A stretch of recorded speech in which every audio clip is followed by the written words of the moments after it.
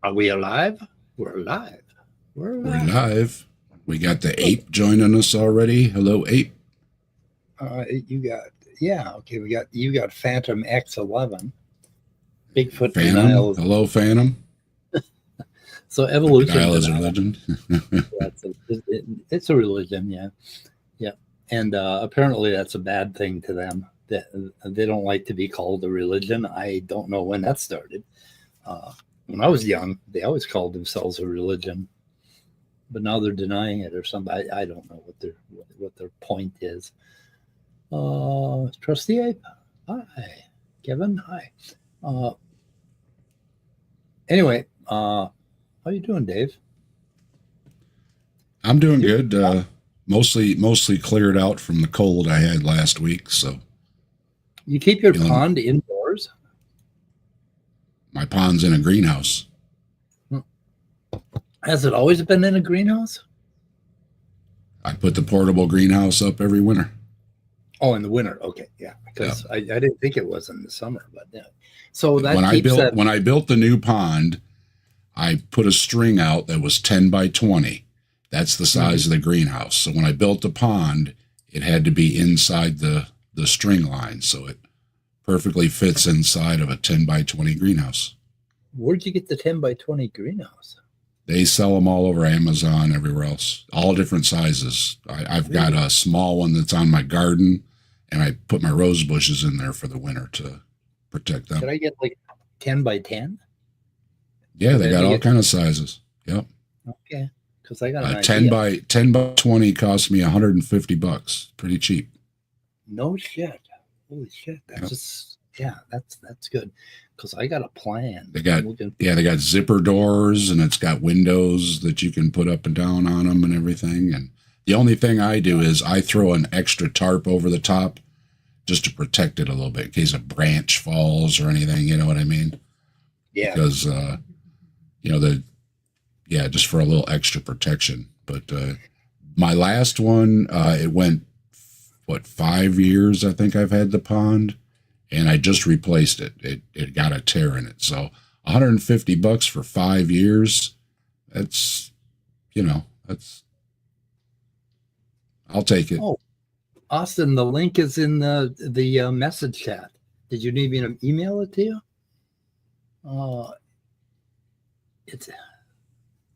Do you email it to him? I'm not sure. Wasn't sure about that. Copy. Not sure. You might want to email it to him if he can't copy it off.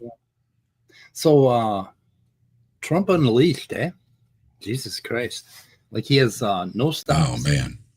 It's just, and the scariest thing is Brainworm has put a hold on all communications between departments until he fires all the scientists he doesn't like. So right now, if anything happens, nobody's going to know about it because it's all been shut down. Right. I'm emailing you a link, Austin. Oh, I think I am. I took 2 hits off my inhaler, and I'm a little wired. I feel kind of jittery, like I've had too much coffee. God, I hate that. Yep. So I've got this perch, basically. It goes down about maybe 15, 20 feet into the river valley.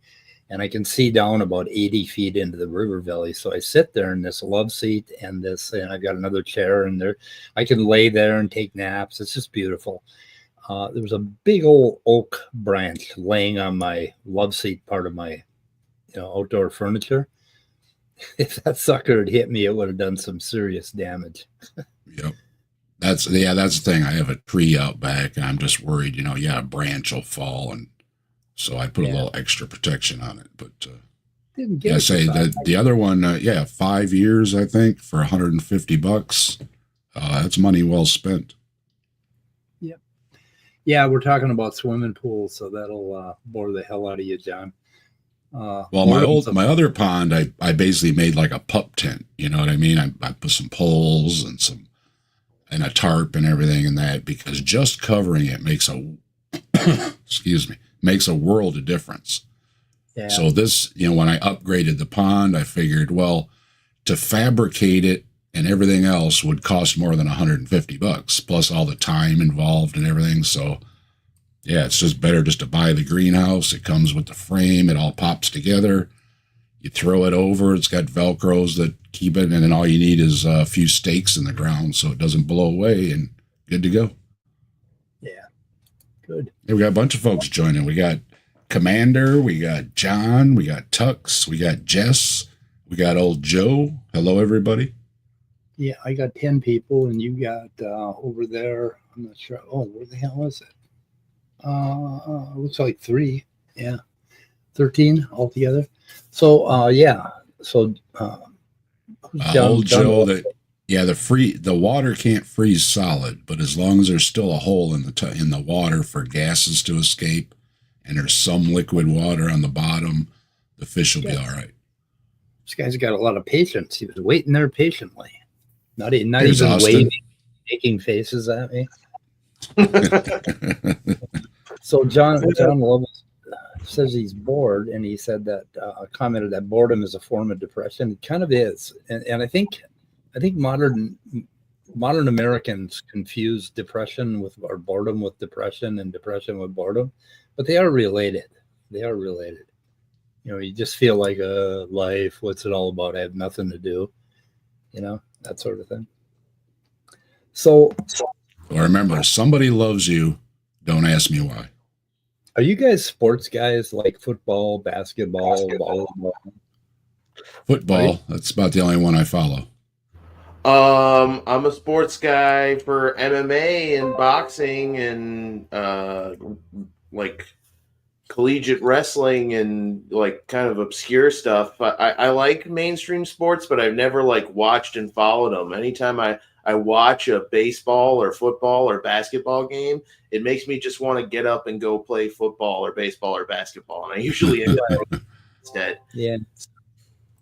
Well, ever since I've been a little kid, my family would watch it on Sunday, and I'd be like, "Oh my God, this is so goddamn boring. I've never seen anything so boring in my life," and I've hated it all my life. So I always call it Spore, SPOR, because when they say "and now Spore," and I turn the channel before they can say sports. So Spore. No, got the Spore. And anyway, I found it disgusting that on the nightly news, one big segment of the news is Spore. And then we have the weather, which is really, really goddamn important to people. And then we have, the news where, who got killed, who didn't get killed, who bought a fluffy bunny. But I mean, why sports? But then, it's okay. You got, some people are obsessed with sports and their teams and all this bullshit. But so the sports teams, they have all these rules, like about using drugs and stuff like that. Is that a federal law that you can't use drugs in sports, or is that a NFL rule? And sports make their own rules. Okay, so sports makes their own rules. That covers if trans athletes can participate as well. There's all this hoopla and everything else, and it turns out that, especially, I'm not specific on all of them, but most of the sports at least, and especially with the Olympics, they've been handling this for a long time now. So there isn't an issue. They handle it. They make the rules. If you meet the requirements, you can play. If not, you can't. So there you go. Yeah. So besides me not giving a shit about sports and me thinking that sports, like if there ever was a conspiracy of modern man, it is this bullshit fascination with sports teams across the world. and the amount of money that we spend on it and the amount of attention we give it. And I just don't quite understand it. So, and it's a lot like eugenics, right? Because it's always the biggest, bestest, fastest, the tallest basketball player and all this bullshit. And it's like, so I'm one of these people that I'm already pissed off that sports even exists, right? But then you got these assholes who I'm going to play a little clip from. But it leads into a more important topic that's much wider than sports and much wider than. Oh no! Oh no! Oh, I got to take and you guys. You guys talk. And well, I was going to mention, was it Lance Armstrong was the bicyclist, right? Yeah. He got all his stuff taken away. It caught up with him. So even if you think you're getting away with it, they will catch up with you sooner or later, and they will take your trophies away. So if you're gonna cheat, don't do it. Yeah, you're gonna get busted. I have complex, nuanced opinions about the usage of performance-enhancing drugs in sports. I will say this in defense of sports. Sport is it's a commonality. It's a universal thing culturally. Virtually every single culture has some kind of sports that they play or practice, and they're not all dumb, muscle-bound sports like you might think, Mike. There's a sport in the Bahamas where it's all based around like bird dancing and singing. They use trained birds, and the sport's all about, that. And it's not really about scoring points or hitting the other guy or knocking him down in any way, but with your creativity and your performance and your, bombast and fashion and charisma. Yeah, it's just a thing, it's like right back to when we were kids, we would play school, basketball, you play school, and, we would just challenge ourselves. So once we got through, the grade school, supposedly, we added high school farther down the driveway, and then you get to college farther down the driveway, right? And yeah, the challenge is fun. Who can make this shot, So people bond over it. And doing trick shots, you know what I mean? You have to bounce the ball and make it go into the net, or, all those little challenges. We like to challenge ourselves physically. Yeah. Yeah. If you guys want to play with your balls, that's fine. Or if you want to watch people play. That's right. I'm okay with it, but what I'm not okay with is when the government gets involved in it and starts telling you who can play and who can't play. My niece, I think, I'm hoping I got this story right, but she was like 12, 13 years old. She's a hockey player, and it turns out she likes girls, so she's married to a woman, and because she was always with other women hockey players, and we never really noticed it. And then she got married to a dude for a while, and then she told him to go to hell. Anyway, when she was like 12, 13 years old, she came to me and she wanted a set of weights, so I bought her a set of weights because she wanted to be an expert hockey player. But then she got into the Mountain Iron School District, and they didn't have a girls hockey team, so she took the school board on, and she basically threatened them with some sort of civil doings for discrimination, and that was good because there's overall protection against discriminating, and she got her girls hockey team. So she wanted to go on the boys hockey team, but she said either that or you get us a women's hockey team.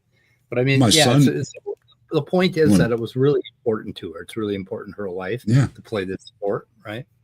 And we had a girl that played quarterback for not my son's team, but one of the other teams in the Pee Wee League when he was playing, and she was really good at it, and nobody had a problem with it, My sister was the linebacker on our football team in Texas.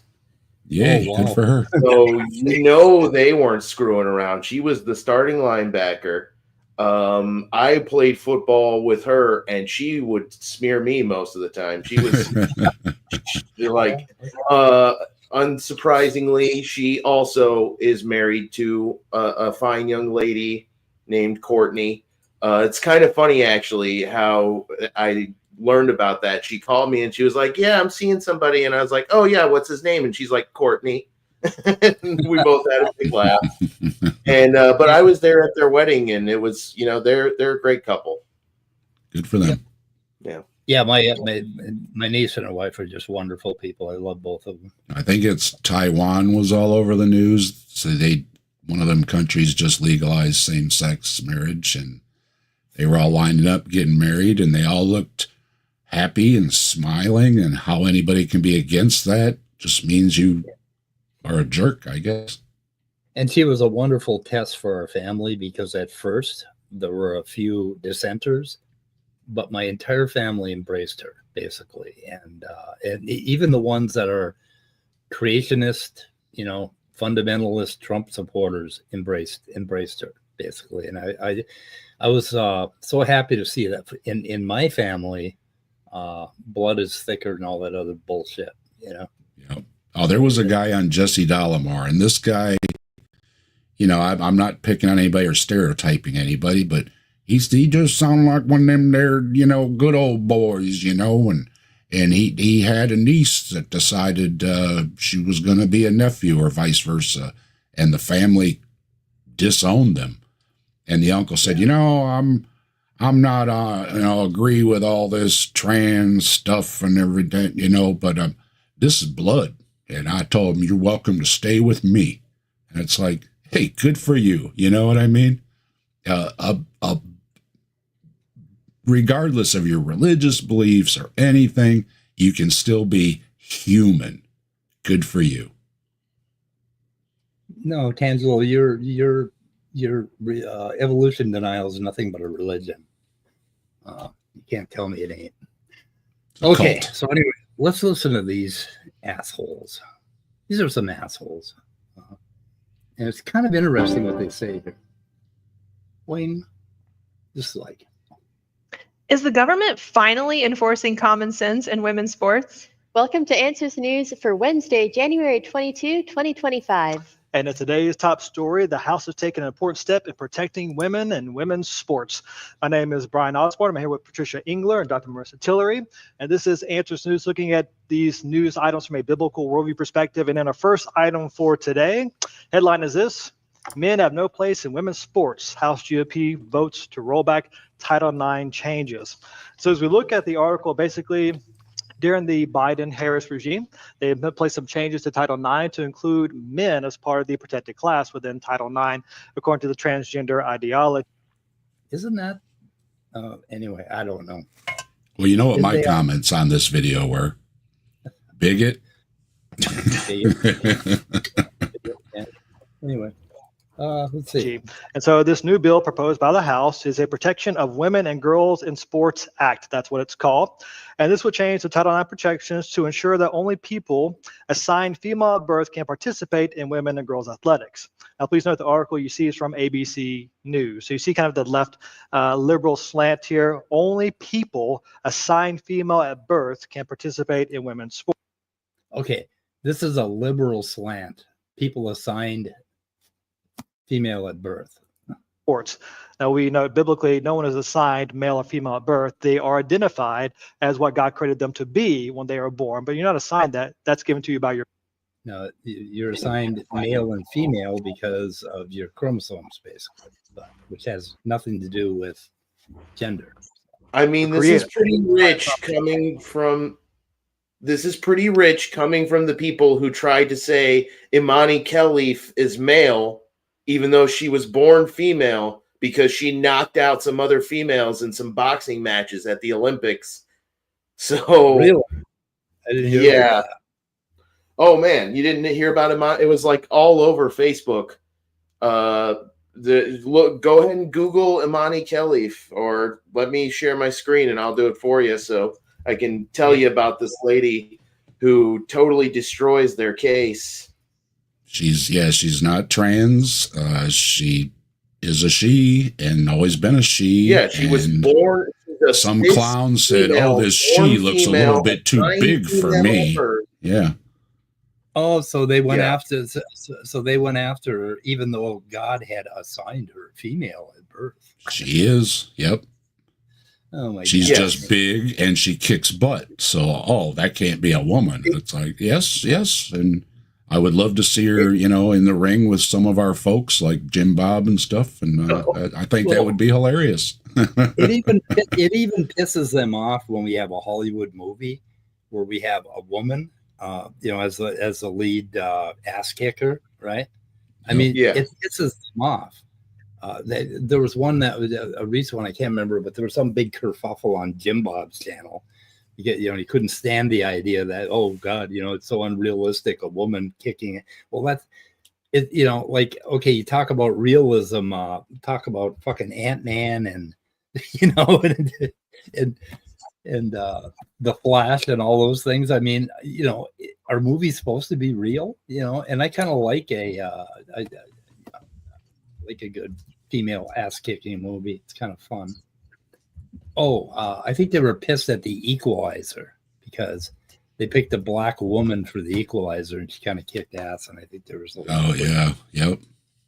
yeah, that was just like, that's way too much, man. Kind of like a black woman was apparently too much for president. So anyway, yeah, it's ironically. So somebody said in the comments just now, I heard she was born with both sets and identifies as a female. No, she was born female, assigned female. She's lived as a cis female her whole life. She just has a rare mutation where she has slightly elevated androgen levels. It's hilarious. I mean, she proves so many things wrong about their arguments and point of view. It kills me. It all went back to some idiot's blog that said that. It's not the sports didn't say that, the doctors didn't say it. It was some idiot in a blog somewhere. Correct. And in this day and age, all you need is to read some idiot's blog, and you'll say, "Well, I read it online." Good for you, dum-dum. Yeah, and you're opening a big can of worms there because genetically, and developmentally, we all end up with a very different set of hormones, male and female and growth hormones. And there are, some people that identify as females that were assigned female at birth by God, that have a different mix of hormones that could kick my ass. And then you have the other thing where you have some people that are like this basketball player my son was telling me about is like 7'4" or some goddamn thing, some new kid that came up recently. And I mean, if we're going to go, and it's not always body mass. I mean, Austin will tell you the technique has a lot to do with it. You can be a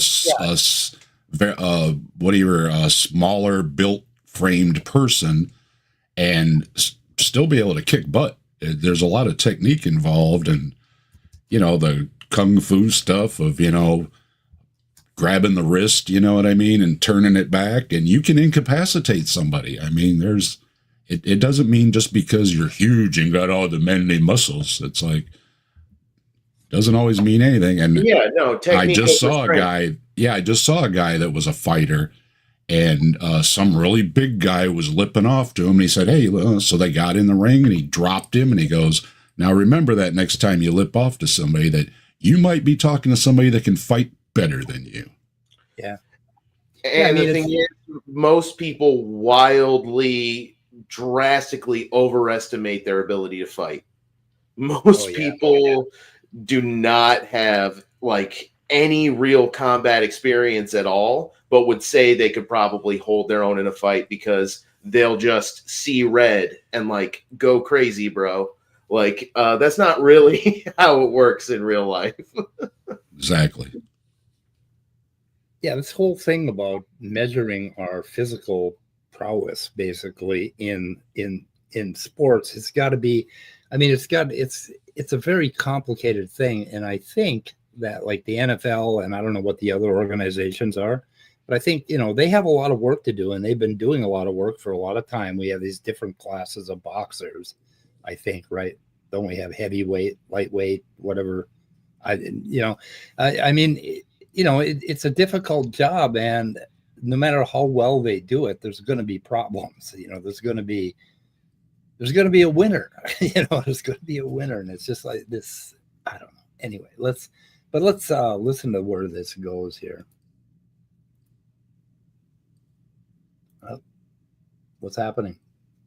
particular angle. And basically, the article is not excited about the change, but we should be excited because it is common sense change to be sure. And of course, all the Republicans in the House voted for it. And this bill was bipartisan because 2 Democrats voted for it as well. So very. And I would like to point out those 2 Democrats are in name only. They're from Texas. Oh, great. Yeah. Those are the 2 that voted for it. And basically, the Title IX is meant to be a federal law that prohibits sex discrimination in different educational institutions and programs within our culture today. And basically, it's been twisted. And so this is a correction of the twisting that's been taking place the last few years. And I think it really points to us looking to the government to solve all of our problems. The opponents of this bill raised concerns saying, oh, this could lead to inspections, even though they're saying people who were assigned female at birth. Well, how do you prove that? With your birth certificate. They're like, oh, no, this is going to, they even retitled the bill and they called it the GOP Child Predator Empowerment Act. And it's unfortunate that we no longer trust ourselves or others to police ourselves, and instead we're looking at the government to do that job for us. We've lost that. Exactly. No, you haven't. The sports make the rules. They always have. Right. Government doesn't make the rules. You know where the government makes the rules for sports? In North Korea, where Dear Leader gets a hole-in-one every time. Right. That's not what we want. The whole point of the Republican Party is they want to stop regulating shit, right? They want to cut down all regulations. Like Small government. Yeah. Bull. But let's talk about how small government it is to focus so much regulation on what is like 1% of society. How many trans people are there? Like 1 in 100, maybe. How many of them are athletes that are trying to perform at a high level of, professional performance that people are really, giving a crap if they're, somehow gaining an edge by expressing as the opposite gender? Like, probably less than 1% of 1%. Like, they took something that only affects like 1 in 100 people who are like transgender themselves or like study gender science or gender studies issues in college, and they blew it up to like the entire platform of their political party. It's so bizarre to me. Yeah, I think in one state the laws affected one person, and I think that was Oklahoma. Yeah, 10 people or 10 people nationally. So we got the entire goddamn legislature worried about this thing that affects like 10 people in the world. So, right. Yeah, the guy that was grilled from one of the states, they said how many. They asked him, how many people are we talking about that this is going to affect? And he said, well, I don't really have the numbers. And they said, what is it, 1,000 people? And he said, no, it's less than that. 100 people? No, it's less than that. Is it 10 people? He said, no, it's less than that. They are spending millions of dollars and Congress time and everything to affect fewer than 10 people in an entire state. And of those 10 people, most of them had already been accommodated by the sports. Right. Did this do it, you guys? Did this fix the economy? Are eggs and gas affordable again? As soon as this bill is signed, I think the price of eggs is going to go down. Oh, right away. No, we've got bird flu and they're destroying birds and no eggs. And we're going to have less eggs coming up here because of the bird flu running around. Yeah, but they could use... and it's hitting the cows too, so it may be hitting milk next. Yeah, the CDC want them to use the horse paste on the birds. That's why they have the bird flu, and the bird flu is all made up. I mean, it's not a real thing, obviously, right? Exactly, Mike. And pshaw, Dave. Who cares about that? Leah Thomas is crying today. That's all that matters. Yeah. May hurt somebody's feelings, so now they're empowered. So John Lovell wants us to know that he's rich and he can buy cow eggs from a cow egg farmer. Cow eggs. Beware of those cow eggs. Got a couple Jim Bob fans holding it up in the chat there. One kid, what is this shit? One kid has a false positive, and we have to kill thousands of cows and chickens. Well, we kill thousands of cows and chickens every day, dude. It's not a problem. Yeah. No, it's confirmed, and there's a person has contracted it. That's confirmed, so it's running around. So if you don't believe it, I would suggest you go lick some stalls and just prove that it's not running around. All the Trumpers and everything, just go find a stall and lick all that stuff on the floor there. It won't hurt you. Idiots.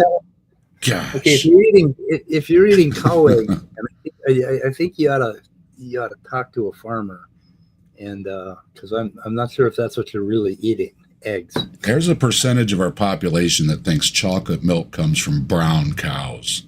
Yeah, I know. Yeah, I'm not sure if my sons know where milk comes from. Cow? What? Cow eggs can only be purchased in the country. Let's see, what do you got, us? Milking a bull is not the same thing, FYI. So don't do it works, Dave. I put it in the fridge. There's a little more to this. There's what she just said about we're relying on the government for our common sense now, right? Judeo-Christian moral compass that we once had as a nation. Right, because that's what, recognizes that objective truth exists, and that is actually what gives us the basis for society to function in the first place. I was thinking about a philosopher, Hannah Arendt, who wrote a lot about the dangers of totalitarianism when the state makes itself the authority for truth in God's place, leading to tyranny. And she... What the fuck just happened? She said... So they're supporting it, but they don't like it. And I would like to point out, do you notice the title of this? People are furious about this law change, but Christians are celebrating. So Christians are not people, according to AIG, and I might just agree, that I agree with that. They're definitely not humane and not part of the human experience, right? They set themselves outside of everyone else. And I just laughed when I read this title. I'm like, wow, if that isn't a Freudian slip, I've never seen one before, right? Every time I listen to this AIG, this person on the left strikes me as somebody that's either suffering from Xanax addiction or Stockholm syndrome. And I think perhaps Stockholm syndrome. They have a certain style to them that is just sort of off. I'm not entirely sure. Her claim to fame is what do you call it? Missionary stuff. That's her claim to fame. She's been all over the world doing missionary stuff. Missionary style? I don't think. I doubt you would get anywhere with as big of a Jesus freak as this. I'm not going to touch that with a 10-foot pole, but right. Yeah, that's her claim to fame, though. Yeah, she knows everything because she's talked to people in other countries. And I was going to say that people are saying this thing. That's just classic news speak, right? Like that's something they do on Fox News all the time. People are saying Obama's birth certificate is fake. It's a way of like conveying information, but without also like being specific enough that people draw conclusions from that information. Because if you say people instead of crackpot fucking racist morons on the fucking internet, it makes it sound like, oh, maybe this is like some sort of genealogist or, a real person who actually knows something, has some fucking reason to weigh in on this other than they read a conspiracy theory online. But no, it's usually not that kind of people. It's usually a different kind of people.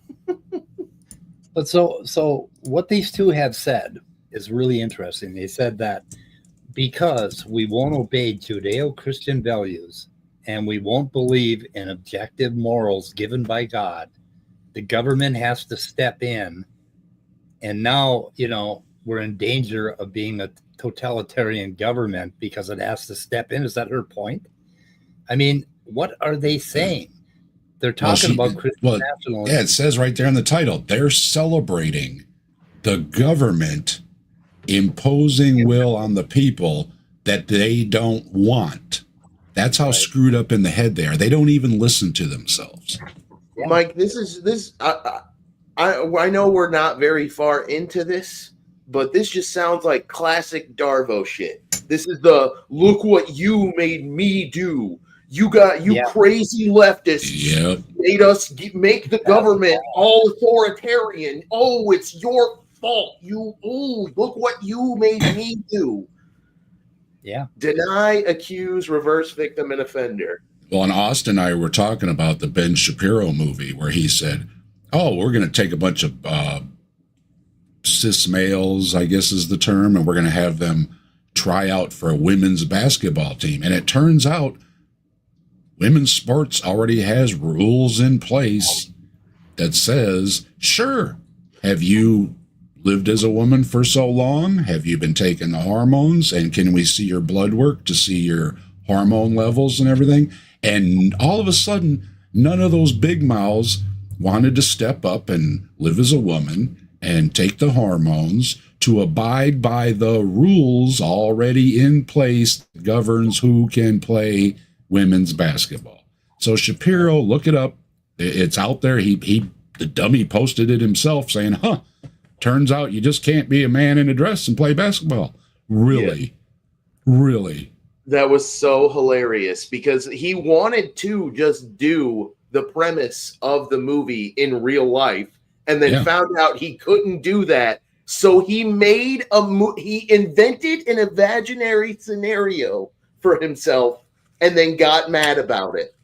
And he knew it was an imaginary scenario because he tried to make it literally breaks my brain. And the reason they do that, when folks take hormones and stuff, you can bulk up or you can lose muscle mass depending on where you're going. So if I decided to take these hormones, I would lose muscle mass. And that goes right back to Jim Bob's argument of, well, you got bigger muscles. Not if you take the hormones, Jim Bob. They literally get smaller. So we all believe in mermaids and unicorns. Master Maverick. Oh gosh. Yeah. Only when I do my Grassman shows. Yeah, I want to kind of wrap this one. We have covered the Selkies. So go ahead, Mike. Sorry. About the importance of factual truth and of objective reality, what you called a common reality for democracy. Because if you don't have an objective reality that everyone can look at and basically be able to agree on based on common sense, then a tyrant can just say, oh, well, I think 2 + 2 is 5, as was the whole premise of Orwell's book, 1984, which I don't recommend. But anyway. No, that's wrong. If everybody agrees 2 + 2 = 5, then we can make it that 2 + 2 = 5. When everybody agreed on a system, that's how it works. If you can make a different counting system if everybody agrees on it. If 4 Wabbas and 2 Babadoos are put together, you get 17 Habadabadabas. Okay? If everybody agrees on that, then we can use that system. So she's wrong. So she says democracy only works if we have outside objective facts and truth, which they have already decided on, and we all adhere to them. And if we don't adhere to them, then we can't have a democracy. In other words, be damned voting. Yeah. Democracy only works if I agree with them. That's what they're saying. They are they're doing their goddamn best to get rid of our country and what our country has been for the last 200 years and some years. They are actually trying to get rid of it, and they're doing they're making these clever fucking moves. They're telling us, we're not we're not dictators, but if you don't believe in objective truth from God, we're going to have to be. And it's like, what the fuck? And ultimately, her boss is Ken Ham. Ken Ham was born in Australia, a secular country. He can't stand secular countries. So instead of immigrating to a nice theocracy or dictatorship or whatever else that he favors somewhere in the world, did he go to one of those countries? No. He immigrated to another secular country. That tells it all. People are not lining up to go to theocracies and dictatorships. They are lining up to go to secular countries. Religious people want to go to secular countries because they know they are the first ones to get hit if you aren't following the right religion in another country. Yeah. So the very freedoms we are the first ones to support it. You have the freedom of religion in this country. It's in our Constitution. They are the ones that don't want to abide by it. Like you said, make the rules and the democracy follows it. Well, no, the democracy is supposed to be, we're supposed to have a vote in this, right? A say in it. So they're so screwed in the head. They don't even listen to themselves speak. Yeah. Yeah, we're at a fork in the road in this country, and we're right at the beginning of the fork, and it's hard to say which way it's going to go. But if we lose this thing, if we lose democracy to a Christian nationalism, to 200 or to some sort of dictator, 200 or 300 years from now, when the history books are written, they are going to understand that our biggest problem in this country was Christianity.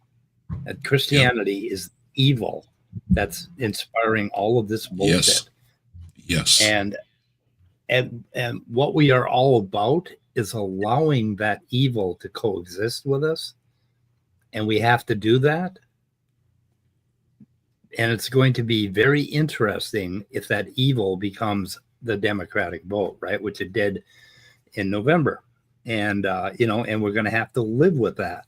But the thing is, they want to tear down the very thing that allowed them, to exist in the first place. I've got a video I want to address where the guy's asking, hey, how come you're always picking on Christians? And he's pulling up these Christian videos with all these negative comments.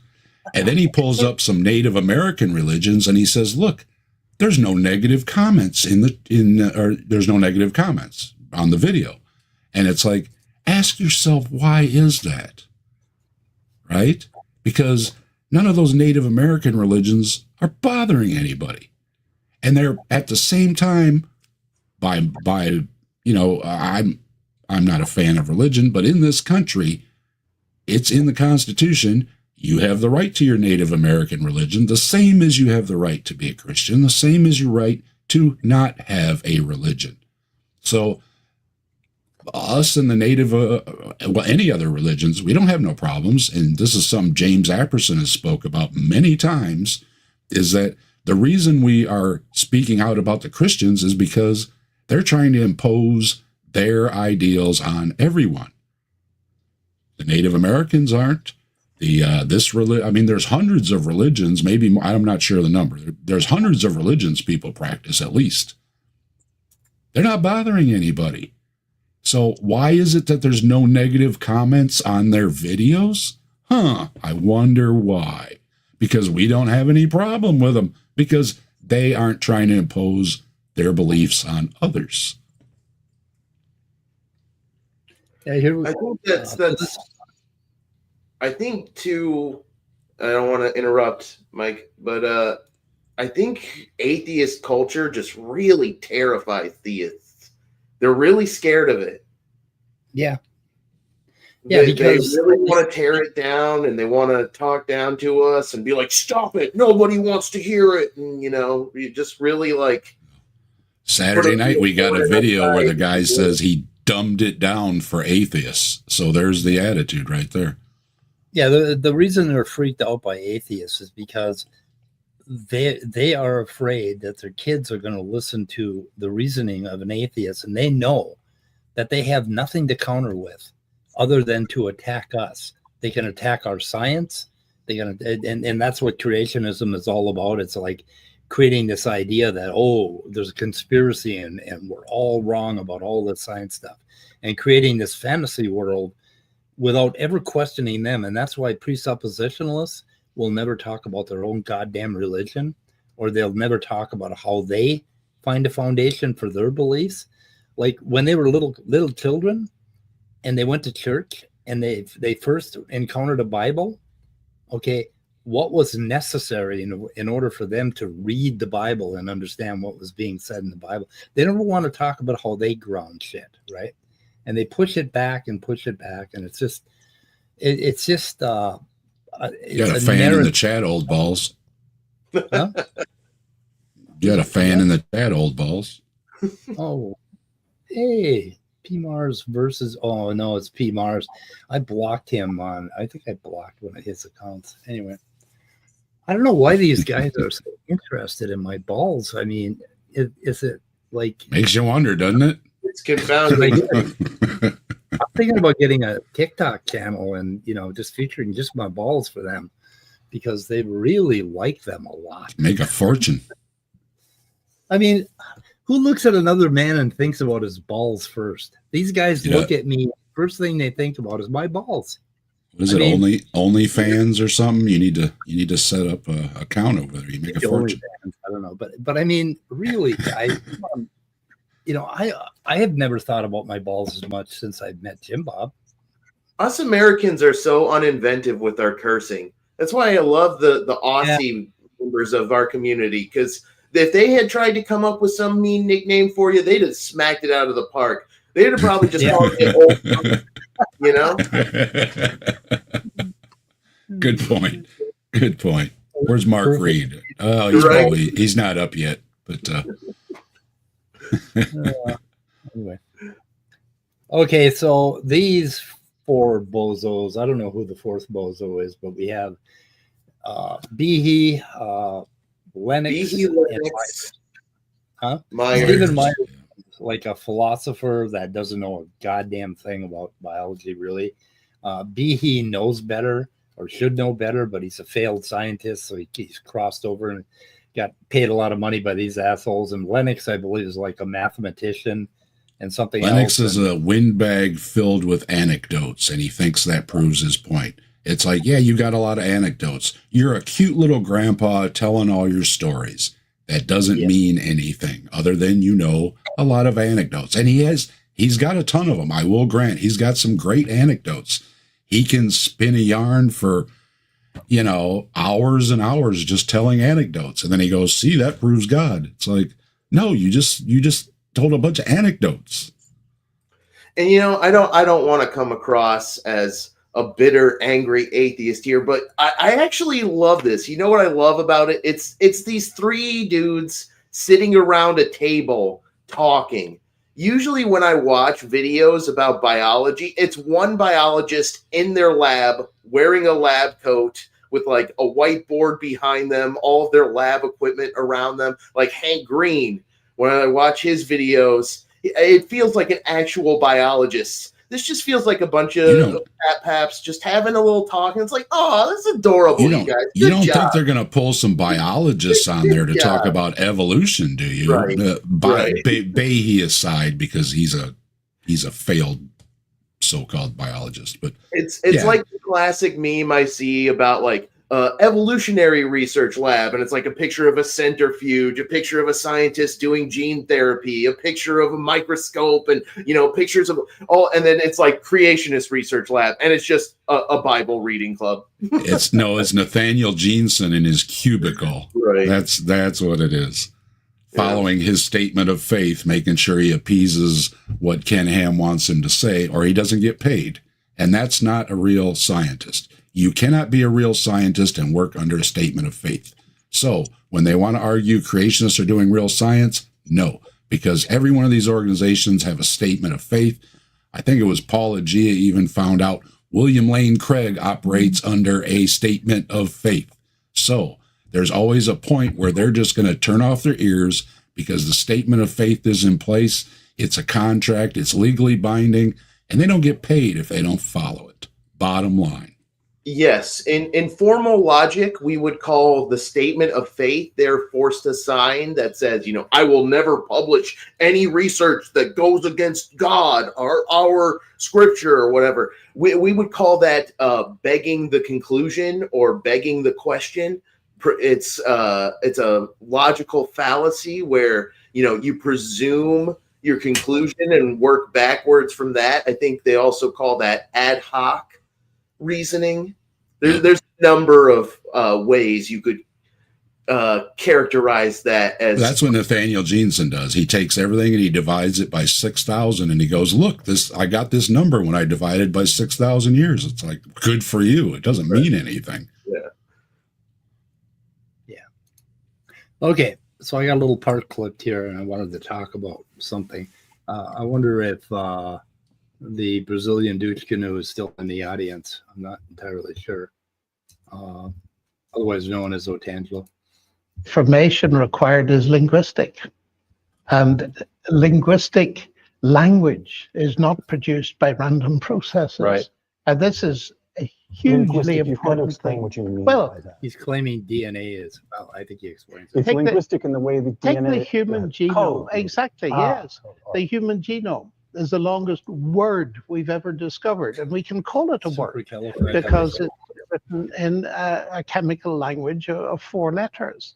And all those letters, strung out like a computer program, have got to be in the right order. Otherwise, it breaks down. I mean, most programs, if you... Okay, he said they got to Didn't be in start the that right- way. Yeah, it didn't start that way. And DNA is just a molecule. It's a complex molecule, but it's a molecule. That means you can have a simple molecule and you can have a more complex molecule that emerged from simple molecules. So this is nonsense. It's just, this is once again saying, oh, look at how complicated the DNA is now. Well, how complicated was it 3 billion years ago? Right? Yeah, I think that particular fact is kind of just many creationists' kryptonite, Dave. They do not understand that DNA is a molecule. They think that DNA is some sort of magic that like unfolds and spans out.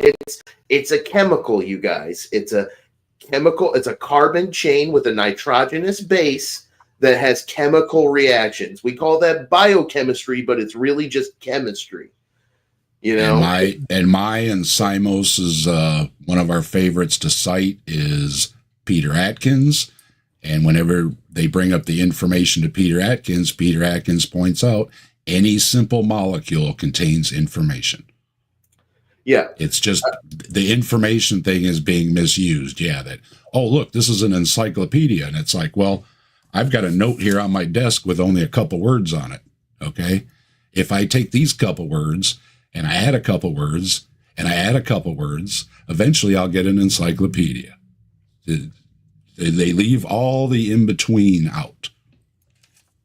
Yeah, calling it a code or a word, like what in the fuck are you talking about? DNA is not a word, okay? It's like it's an analogy for lay people. When you're explaining to people, it's kind of like a computer. You know, it does this and this, and you go, "Oh, okay," but that's not exactly what it's doing. It's an analogy. Yes, and they're actually picturing that that's like how it actually works. Like, yes, it's like they looked at one diagram in a biology textbook, and they think that DNA, if you actually look at it, says like A, T, C, G, you know, on it. Like, right, no, exactly. like, yes, no, yes, oh, yes. God. Yeah, they think it's a blueprint. They think it's like an instruction manual for how to build an organism. And that's why we've got to do a little bit of work on embryology and talk a little bit about that. Because you will quickly lose that delusion if you start actually studying what actually happens, how it actually works. I think I've got some diagrams here somewhere. I'm looking for some. Anyway, let's listen to what I want to get to what B says here. Change a letter, that's the end of the program. So we're dealing So you change one DNA letter, that's the end of the program. Remember that, because I want to show you guys something. with something absolutely gigantic in terms of probabilities before we even think of the extra complexity that arises through the folding of the proteins and all the epigenetic information that's been discovered in recent years, that's then information beyond DNA that controls how the lower level information is used. Bewildering in its complexity. And therefore it becomes a huge stress. And my own simplistic view is to say I prefer an explanation that makes sense to one that doesn't make sense. All right. If I could add just a little something, we're talking about this ultra complex machine. Okay, now we're going to listen to the actual. I think he's is he a biochemist, or he might be a geneticist. I think he studied marine biology or something. Do you know what Behe studies? Behe, I think microbiology was his area. Yeah, it is some kind of biology thing. Yeah. Because his whole thing is the bacterial flagellum. Oh yeah, yeah. And the mousetrap. Poster boy. His big thing. Right? Yes. Anyway, let's see where the hell. He's a biochemist and an advocate of the pseudoscientific principle of the intelligent design. Behe serves as professor of biochemistry at Lehigh University, Lehigh, in Bethlehem, Pennsylvania, and as a senior fellow of the Discovery Institute, where he works under a statement of faith. There you go. Which Lehigh, they are not fans of him, actually. They issued a public statement saying, we do not endorse or condone Behe's private opinions on intelligent design. They basically said straight up, this guy abused the tenure system. He got tenure and then started spewing this crap, so we can't fire him. They basically said, we want to fire him, but we can't. Sorry. Which it's pretty embarrassing as an academic. And of course, Jay Bundy, everybody knows Jay Bundy that is in the community here. Jay Bundy debated Michael Behe, and he's shot him down by pointing out every time he brought something up, he says, it's in my book. And Jay said, where are your scientific papers? Gets real quiet. Yeah. Yep. So he's so confident in his stuff, he won't put it in a paper to be reviewed. He writes a book. Same thing Nathaniel Jeanson does. He writes books. He doesn't put out scientific papers. And I brought this up earlier on a stream when I said he is a liar. They said that's ad hominem. I said, look, he went to Harvard. So he's not an idiot. And the two choices are he's either an idiot or a liar. So I'm not calling him an idiot. What are you calling him when he puts out bogus information that numerous scientists, including Dr. Dan, have called him out on, and he admitted, oh yeah, well, I'm using this set of numbers. You're using the wrong numbers because he finds some numbers that he thinks agrees with him. And he says, look, I found these numbers. Everybody else discredits him, and he does not put out scientific papers. So I don't know if Jeanson does debates or not. No, not really. Or does discussions. I didn't think so, but neither does Behe. And that's why, because they both know they'll get busted because they have so many times. Behe got busted at Kitzmiller and Dover, and he got busted in that Jay Bundy debate. And I can't think of many, if any, other times he's been out there actually debating and defending his ideas on intelligent design. And yeah, I mean, that is the exact way you should respond to him, is to point out that, yeah, he doesn't do any scientific research. But man, oof. You know what? Since you brought Jeanson up, Dr. Dan over at Creation Myth did a video on him, like literally today or yesterday, very, very, very recently. He's been on his show, so yeah. Tearing Jeanson up over that error. And another creationist, Rob Carter, finally said, yeah, we agree. You know, Jeanson messed up. He messed up the mutation rate. And yes, he did. Yep, Dan did a whole video about it. It's great. Go over, subscribe to the channel. I will throw back. If I'm being accused of ad hominem for calling him a liar, then if I have to retract liar, then you have to go with idiot. Now, are you listening to an idiot or a liar? I'll give you the choice, creationists.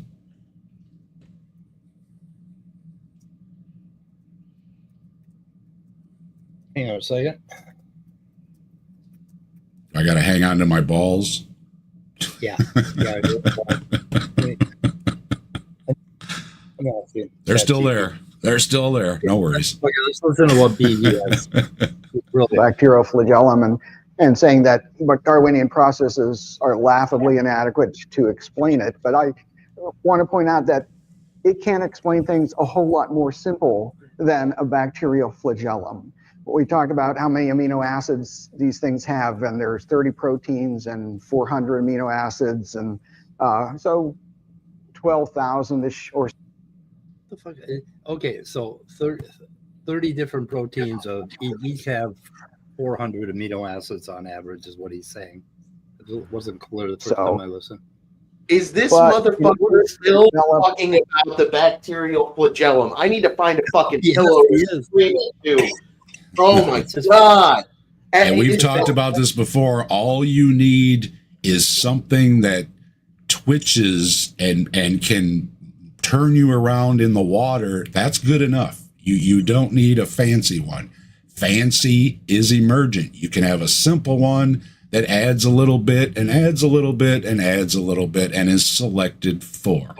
So this is another example of one of the reasons he doesn't do debates, because when he brought up the bacterial flagellum at the Kitzmiller-Dover trial, they showed over 59 papers of bacterial flagella that had less than a tenth of the parts he said you absolutely needed every single one of to have a working flagellum.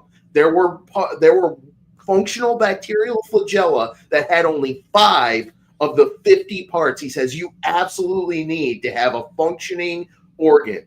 Right. Well, it's like saying if you take the spark plug out of an outboard motor, it won't work. That's true, but you can, take the cover off of it and you can use it as a paddle and you can still move the boat. So yes, a complex something needs all its parts. But if you break it down into a simpler form, you can still propel your boat without an outboard motor with all its complexities. All you need is a simple paddle. Yeah, it drives me crazy because he looks like the kind of person that you might actually like or get along with. And in some of his interactions, he does seem friendly, at least for a while, like kind of, oh, shucks, kind of grandpa folksy kind of appeal. But then you remember, not with Jay Bundy, he got under his skin. How wrong he is 59 plus fucking times with receipts, and this motherfucker still tells the same fucking lie over and over. Well, he's sitting there with his buddies. That's why. Yeah, his buddies there aren't going to challenge him. That's why. So they're all patting each other on the back. And they feed on it, because like you said, if they go anywhere else, it's a bad experience. The only time they can feel confident with themselves is when they're hanging out with this. And there was another one, Mike, I think I shared it with you or you shared it with me a few weeks ago, where Behe was on that panel with, that was the Dembski thing. Yeah. Yeah, they were in a room full of ID people, and they're all cheering each other on and saying how smart they are and everything. Yep. And even when Dembski, though, went on Closer to Truth, he had to admit, well, yeah, some of this stuff needs a little rethinking. And it's like, but then he'll stand right up there and repeat it and get the cheers, even though, again, like Austin's pointing out, when you're in a different environment, their tone changes drastically. It's the same thing they kind of do with the heat problem. They just pretend like, oh, we're going to figure it out. The scientists do the same thing. They change their minds all the time too. We're just perfecting our theory. We're just doing it in a different way that doesn't involve any actual research or, making natural observations and then drawing conclusions from them, making predictions based on that. And that's fine if they say, hey, in a couple years, we're going to have research, the scientific papers and everything, right? And it's like, oh, hey, okay, we'll grant you that, right? But that video I just mentioned, Dembski was in it. This was, I think it was 9-10 years ago. And he said they would have their papers or their research or whatever in 2 years. It was going to be available. Okay, well, that was 7 years ago. It still isn't available. So this is, well, you can say you're going to produce it someday, but when you press them on it and say, hey, where's it at? You said you were going to, you are doing the research. Not that they were. Dembski said they are currently doing this research, and they are going to have the data and everything presented in 2 years. That was 7 years ago.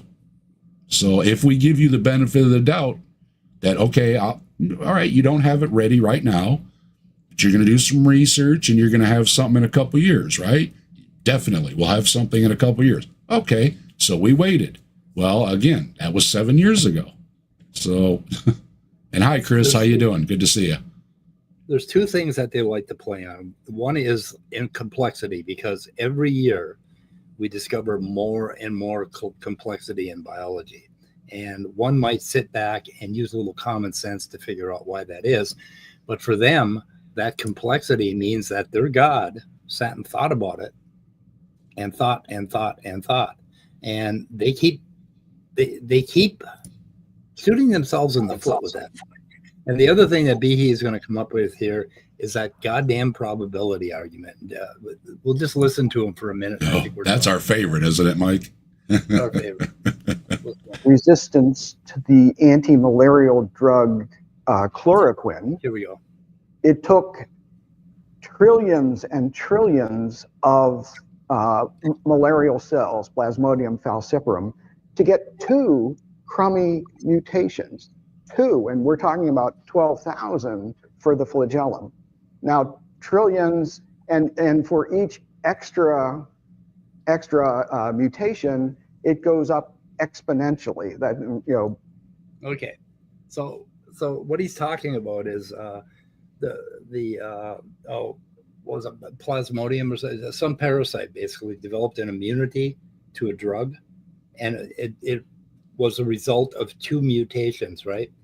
And he said, oh, it's ridiculous. It took trillions and trillions and trillions of cells to get those 2 mutations, right? But what did he admit there? He admitted that there are trillions and trillions of these cells, of these parasites, right? And this is one species, one goddamn species. And I think it's a prokaryote.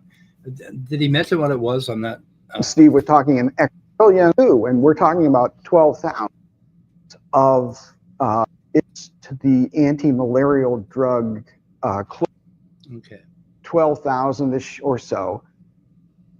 But in order to develop resistance to the anti-malarial drug chloroquine, it took trillions and trillions of malarial cells, Plasmodium falciparum, to get 2 crummy. Right. Okay. So he's admitting that there are trillions of them. And out of those trillions, within a very short time period, I think within a decade, this species developed an immunity based on 2 beneficial mutations that were beneficial to it, right? Because there were trillions of them. Now he's talking about one species. And prokaryotes, we've identified, I think, about 25,000 prokaryotes and about 3,500 archaea. And they think there are millions and possibly billions or even trillions of different variations of prokaryotes out there. And if you look at the sea, I think it's something like 10 to the 44th power.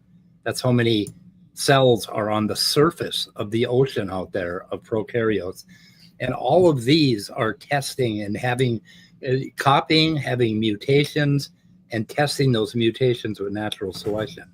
So when they talk about probability, what they don't do is explain how much is going on in the earth right now. How many different mutations and tests are going on at this moment. And when you look at how these things develop, hang on a second. When you look at how these things develop, they go through, at a minimum, 365 generations a year for 4 billion goddamn years. I mean, and there are 10 to the 40 of them out there in the ocean. So you can imagine what kind of big numbers we're dealing with when we're dealing with mutation. And it doesn't matter how many trillions and trillions and trillions, 2 of them mutated. Yes. Isn't that all that matters, is just the 2 that mutated, right? Who cares if the trillions didn't? Right. And then what he did is he crossed over to stupid, and he said that these 12,000 he lives in stupid. The 12,000 that had to assemble to form the flagellum, they had to do it all at once in one throw. They had to do it like in one generation, one throw of the dice. And they're saying, oh, it is so improbable that could happen, that this flagellum could just form out of nowhere, even though that's how they believe their God did it. their God planned it and did it, right? But I mean, when you think about it, they're shooting themselves in the foot all of the time when they talk. If you just listen to them, they're telling you how stupid they are, basically. Yeah, and he's admitting that 2 of them mutated. Okay, well, 2 beneficial mutations. There you go. It was beneficial mutation, right? Yeah, exactly, yes. And it's because there were trillions of them. There were trillions of cells. And how many? Yeah, and how many? What do you call chemicals were in the early seas, right? How many chemical reactions were occurring between the chemicals in the early seas? They're uncountable, right? So, and then a couple of them did something. Yeah, exactly. Combinatorics, very quickly. Evolution, there it is. And then they were selected for. That's evolution. And then a little tiny nub grew a bigger nub as evolution. Yeah, I don't see what their problem is. They're saying, sure enough, it mutated and it was just. Oh, well, then what's the problem? Well, that's not evolution. Yes, it is.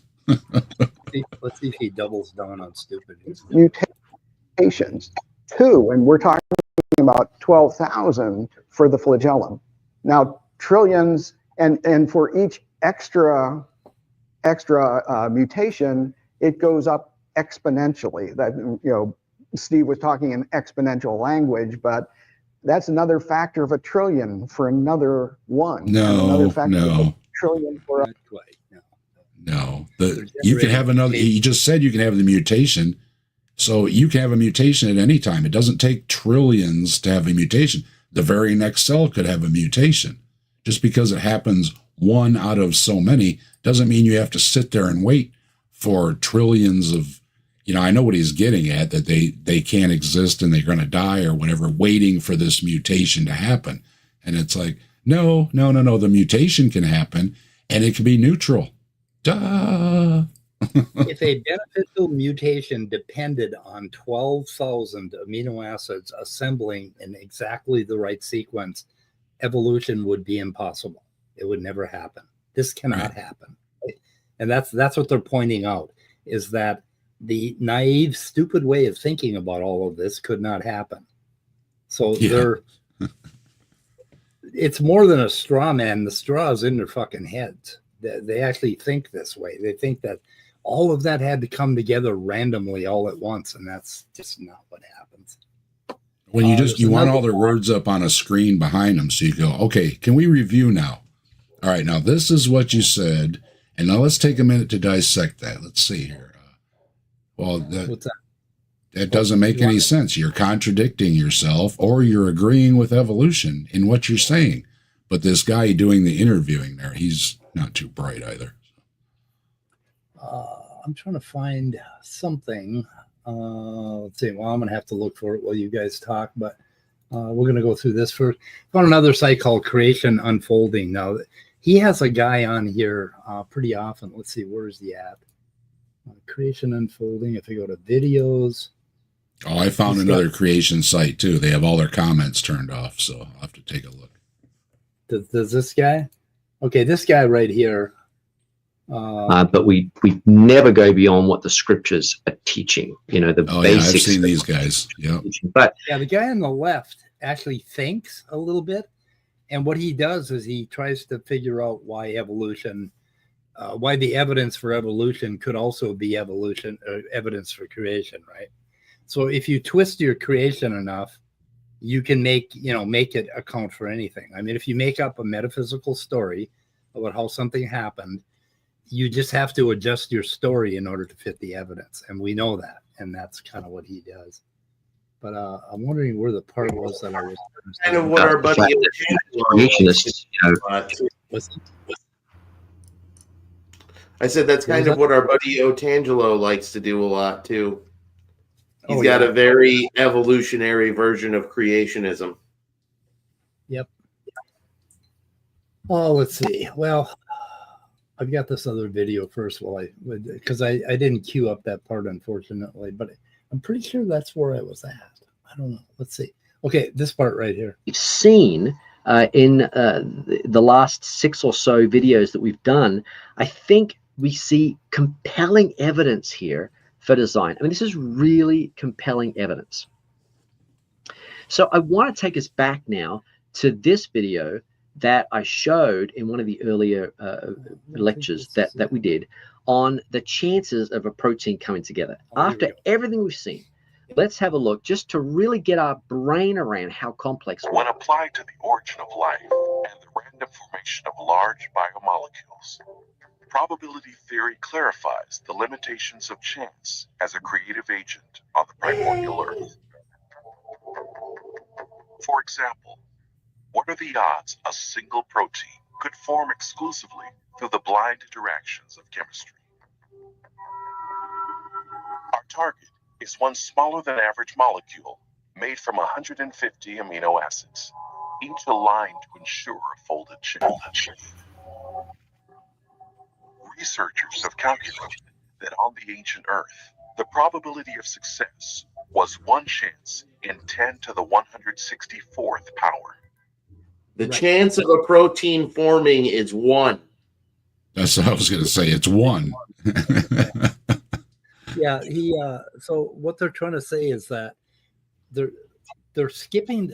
Okay, what they're calculating is what it would take for that protein to form in 1 generation, 1 mutation. How a cat could give birth to a banana or whatever. I don't know what and their audience just eats it up. I mean, their audience down here, it's amazing.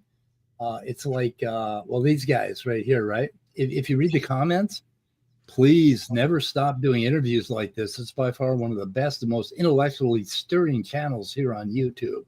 I'm a teacher, but now I want to be a student. I can listen all day. I didn't go to university. These Hoover conversations are a part of my education I never got. Absolutely fascinating. I'm astounded and grateful. On and on and on. It's just, what the fuck? Yeah, we never heard any of this nonsense in college. Delusion, senpai. You're so much better at being delusional than me. Thank you for showing me how to shut my logic and ration and reason up when it tells me the things you're saying don't make any fucking sense. Yeah. This particular term, Mike, I'm not sure if they always just come up with some crazy big number, and I never know which number goes to which source.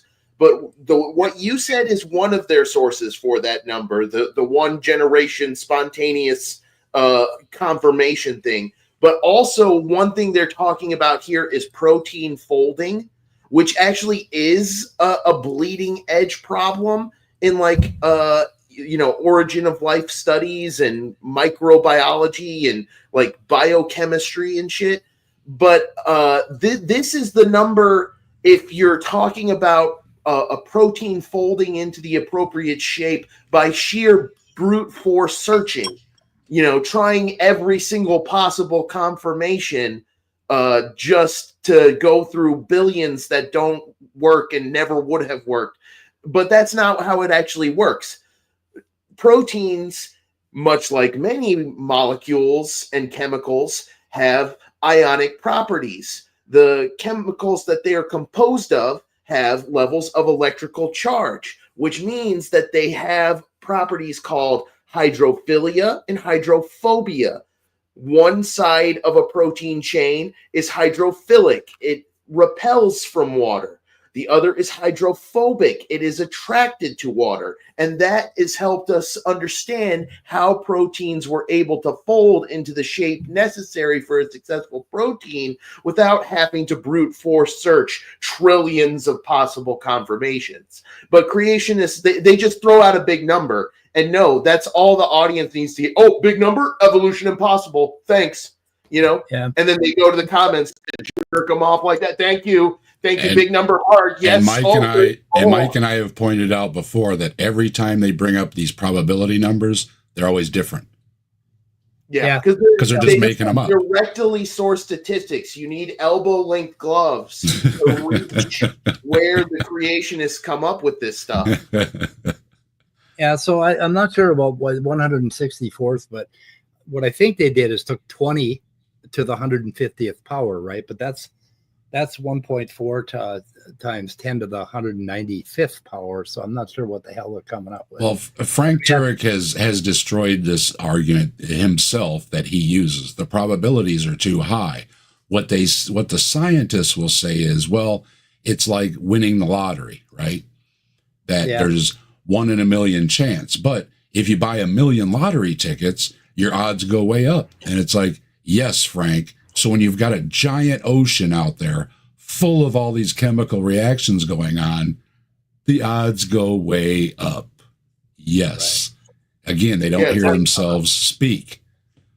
It's like taking a spoonful of water out of the ocean and saying, there's no whales in here. Guess whales don't exist. Yep.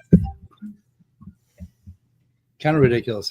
Anyway, so what this is a blast comparison of a gene called bone morphogenetic factor 4, or BMP4, in the human being on top and the mouse on the bottom. And this is a highly conserved sequence, and it's used. It is very active in the development of a number of things in your brain, in your bones. It's used over and over again in development, right? This BMP4.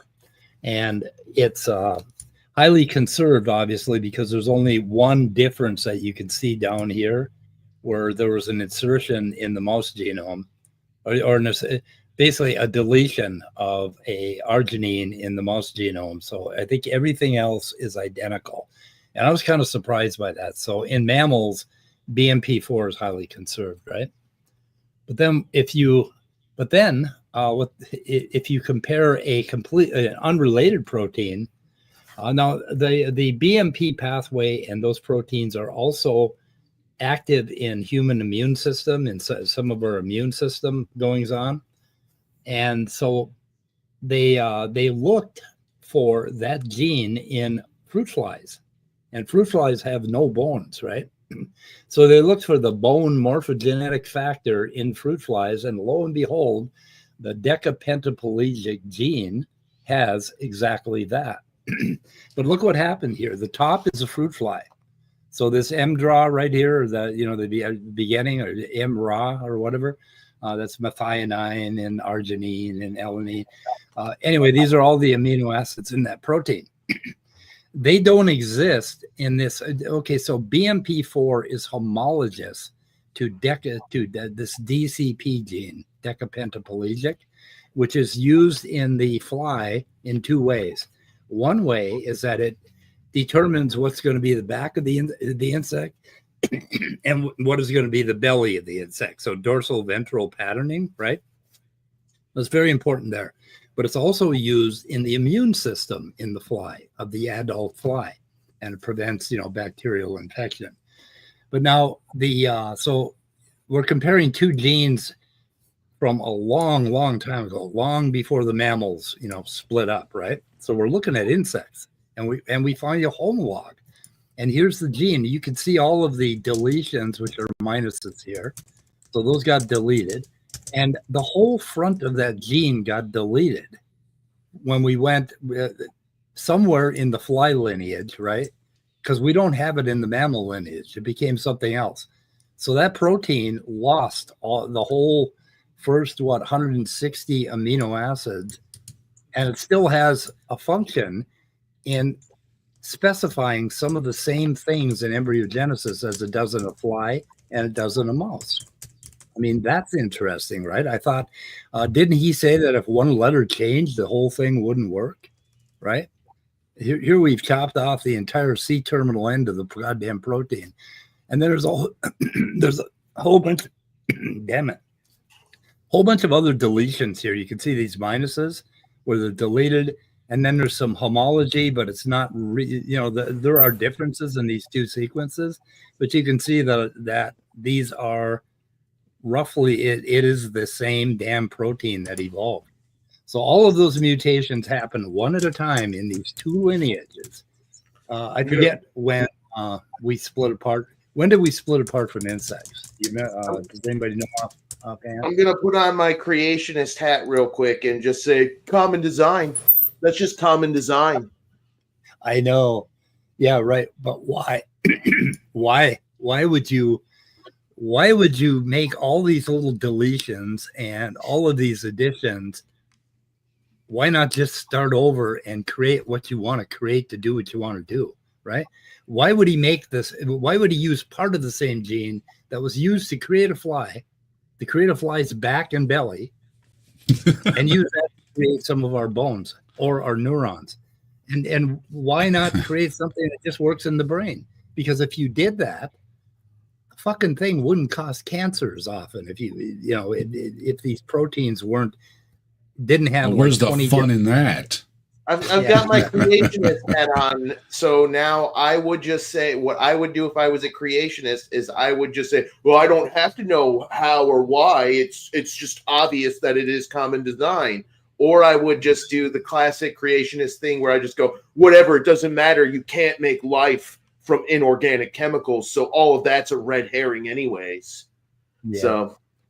So in the very bottom here, you can see a lot of homology between the fly. I mean, this sequence down here is very, very similar to that sequence.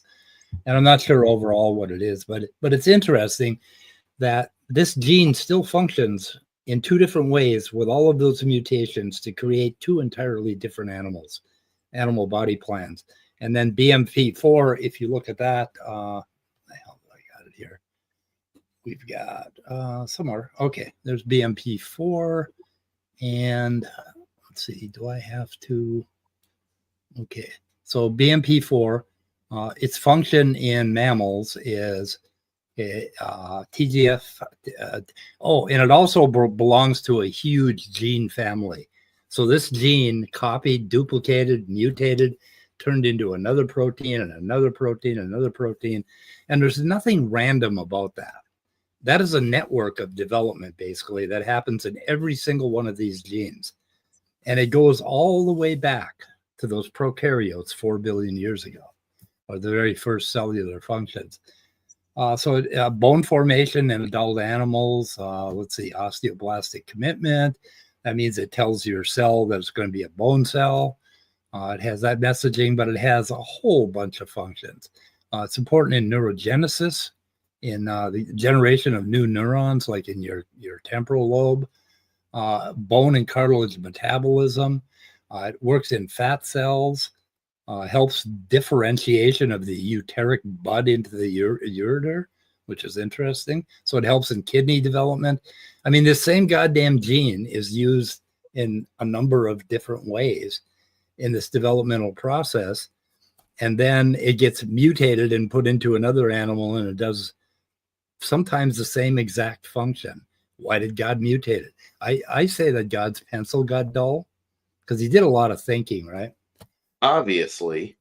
Yeah. And the video I wanted to find, well, we'll get into that. Let me say, I wanted to cover something else here first. Okay, I see Mark Reed is up early, and we were in need of you earlier, Mark Reed. We were looking for some good Aussie cuss words because we don't think Americans are very creative calling Mike Old Balls. So if you could help out with a more creative name for Mike other than Old Balls, we would really appreciate it. It really kills me when a bunch of young people are going on about, picking on old people, because every fucking one of you are going to get old, except the unlucky ones, right? I mean, it's like, it's going to happen to every one of you. And it's like, why would you want to laugh at your future self so much? It's just like, screw you people.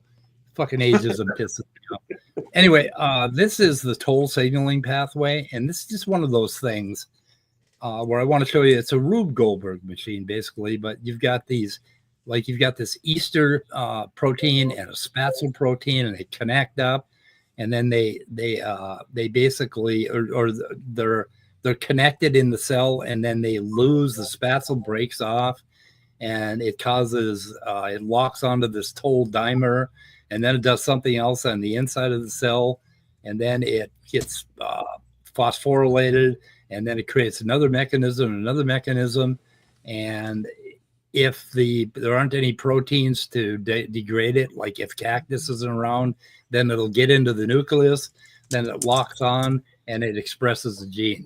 So I mean, we got all these moving parts, right? If God designed it, God would have went from here, okay? He would have got that into the cell, went right into the nucleus, and expressed the gene that he wanted to express. Why did God create all these fucking extra steps?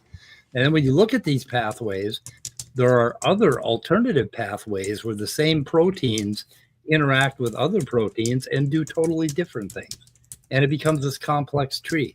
And it is so complex that right now, I'm guessing in our three bodies, that we have some biochemical pathways that are unique to us out of this group of three. That we have something that's happening in our body that's actually keeping us alive that is not present in your body. And in my body, something's happening. It's not present in your bodies at all, except that we have a lot of alternative pathways, fortunately, and pathways that are more common and create more of the compounds that we need. And these are the ones that are common amongst us. And that's why we all respond to the same medicines. But you know that we don't all respond to medicine the same way. Every single person that they treat with a medication is different because of all of this mutation going on and this complexity. And the thing is, in spite of all that mutation and complexity, all three of us are still alive here talking, right?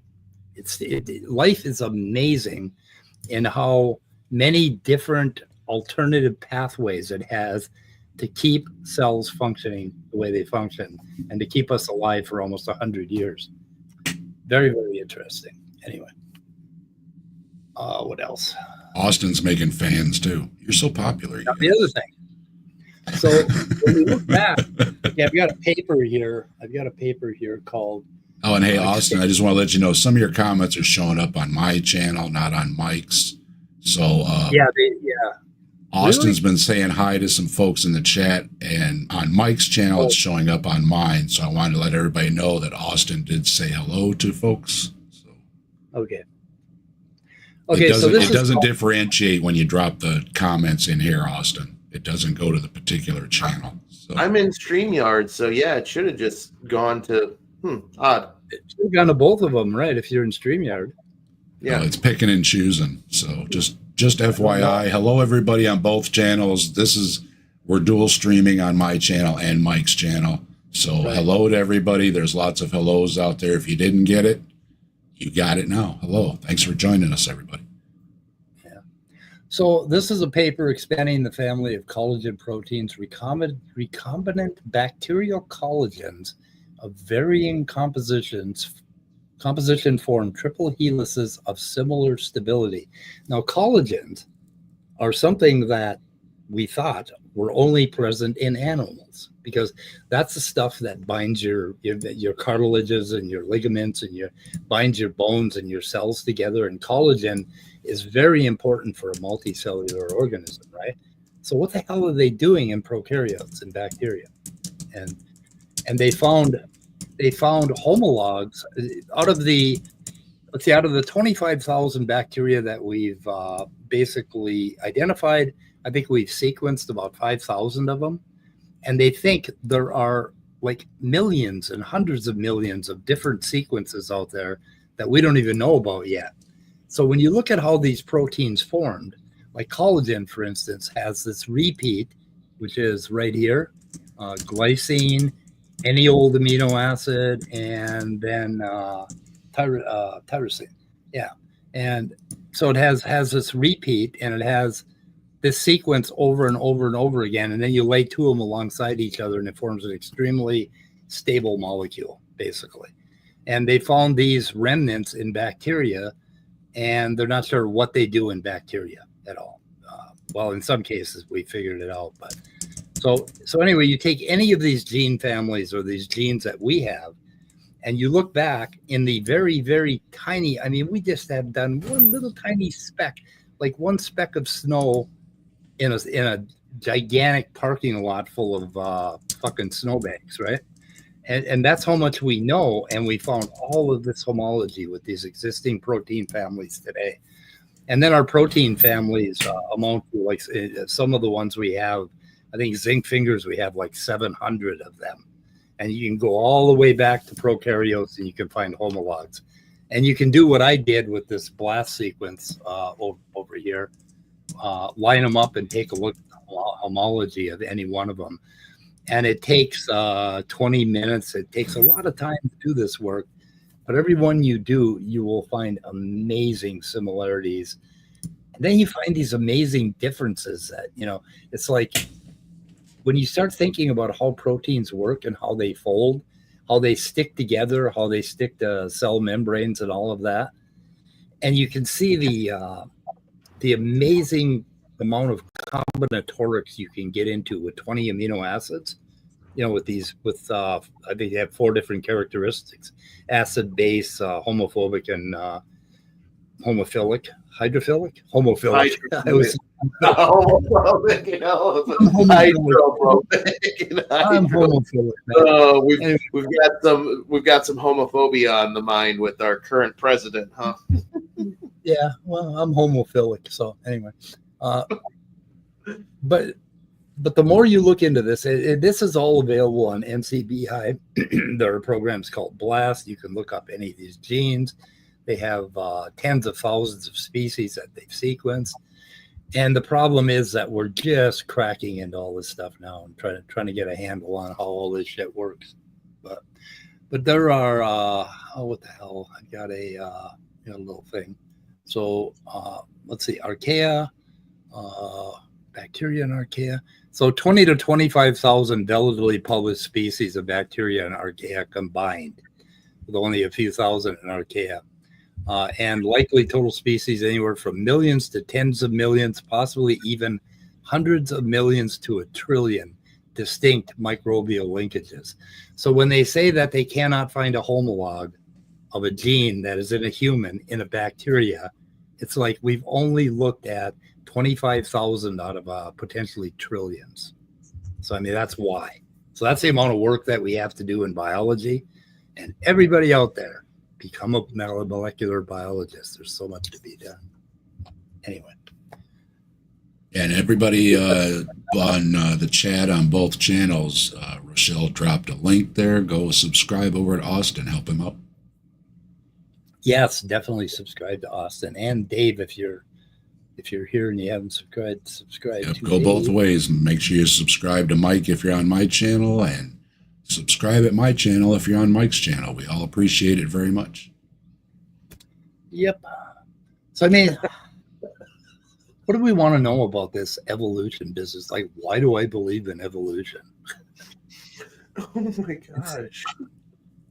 Well, it's just a matter of explaining things. That's all. It's not scary. It's just scary to people that the creationists use it as a boogeyman. But even when you talk with a lot of the creationists, they accept a lot of these things. They accept that these mutations happen and genetic drift happens and natural selection happens. Ken Ham's thing that he's adopting now is they're embracing natural selection, but that's not evolution. Now, wait a minute. Isn't that Darwin's thing, right? Yep. So yeah, it's just wordplay. And Hawaiian shirt guy too. He accepts almost all the mechanisms of evolution too. So it's just nonsense when you say, well, sure, this happens and this happens and this happens, right on down the list of everything that are mechanisms or somehow drivers of evolution. Sure, all that happens. Okay. And then they'll say, but that's not evolution. Well, there's no argument against that. It's just stupid. Yeah, it's like you said, Behe admitted the mutation happened and it was beneficial. And then he's going to turn right around and say, but that's not evolution. And it's like, he also admitted that there were trillions and trillions of tries within this very short period, right? Because he's saying there are trillions and trillions of these parasites out, this one species out there. And we're talking about possibly in real time. Yeah. Yeah, this isn't millions of years. This is in real time. Right. So that's a whole lot of happening. So another thing they talk about is thermodynamics, and how complexity, basically that entropy, everything would like get smaller and smaller and more random and more random. And yeah, that's true of ideal gases. If you start studying physics, what they're talking about is either a contained, or like a container with an ideal gas in it, and then you open it up into another container, and of course it randomly flows into it, right? That sort of thing. But in life, there's something called a driven dissipated system, which is an entirely different system. And I wish in a later video I've got a really good paragraph that talks about how these things work to create complexity. And they create things like they can create complexity without life, basically, if you constantly add heat to a system, and then that system dissipates. And they explain it with by bouncing a ball down the stairs and then throwing it back up and bouncing it down again and throw it back up and bounce it down. And every time you throw it up and bounce it down, it'll do something a little bit different. And these systems, these driven dissipative systems, which is what is at the basis of life, are something that we're mathematically trying to get our heads around right now, about how all of this complexity works together. And just like one cell, it would probably take a hell of a supercomputer to model the complexity of what's going on there. And as we get finer and finer at figuring things out, we are going to find biochemical pathways that go nowhere. And then we're going to find out that in some people, they go somewhere, that they do something, they create a benefit, right? And then if you look at how populations work, which are also immense, and they flow across a constantly changing environment, and you look at this over the last 4 billion years, and if you don't believe in evolution after you consider what is really going on, something wrong with you. There's something wrong with you. And I wanted to mention that Deconverted Man is in the chat. Hello, Deconverted Man. Is he in your chat or my chat? He's in your chat, right? Yep. And we've got Jester and Joe Friday even stopping by. So appreciate the comments, Joe Friday. I know we don't agree, but hey, thanks for stopping by and dropping a comment. Appreciate it. So who are these people? Master Maverick and Johnny Master Austin's fans. Maverick is he's a biblical cosmologist. I learned about him because I saw him leaving a bunch of comments beneath flat Earth versus round Earth debates. He's convinced the Earth is flat because the Bible says so. He's also a creationist, obviously. I think he's a right-winger, but he swears he's not a pro-Trump guy. He seems to be a white nationalist because he's constantly talking about deporting people, which is a little strange, because he says he's going to deport people on the basis of religion and all kinds of crazy stuff. Yeah, he's just a kind of kooky guy, just a kooky fella, typical YouTube flat earther creationist type guy, probably an anti-vaxxer too. Yeah, well, if you guys want to deal with him, you deal with him. So anyway. I wanted to tell everybody that doesn't know who Chris is here in the chat with the Damn Network. He does a morning atheist show, so make sure you go over there and check out Chris's show in the mornings. And I think he does a Saturday show as well, so go check out Chris too. Yeah, it's really good. I need a link. We need to throw out a link. You got a wrench? Huh? Me?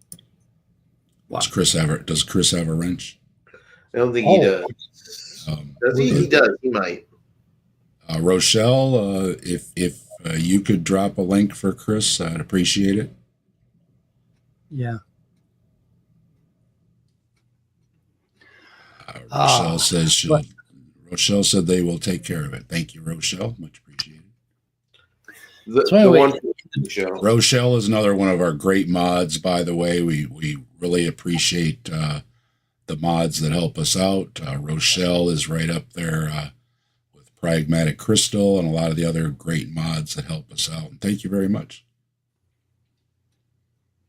Trying to figure out who needs a link or who needs a wrench. Who needs a wrench? I was asking if Chris had one, but I think somebody's going to get a link. Yeah, I can't find him, so he hasn't commented for a while, I don't think. Anyway, okay. Yeah, Chris Mallard, Rochelle, with the what is it, the Daily Atheist Show? The Daily Atheist Morning Show. The Daily Atheist Morning Show. Yes. Yeah, I think that's the one I really enjoy. That's up your alley, Mike. He's on early.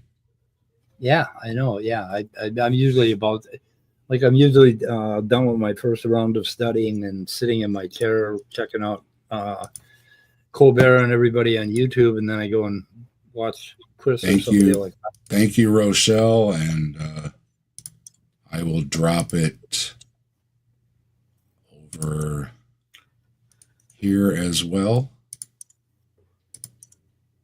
There you go, folks. There's your link. Trying to find something. What am I trying to find?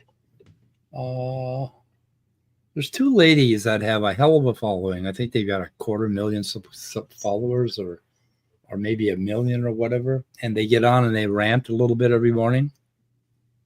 And one of the apostate sisters. No, God, I'll find them. I'll find them. I just gotta switch over here. Switch count. So the point I was making about protein evolution is you really have to start thinking about what really happened.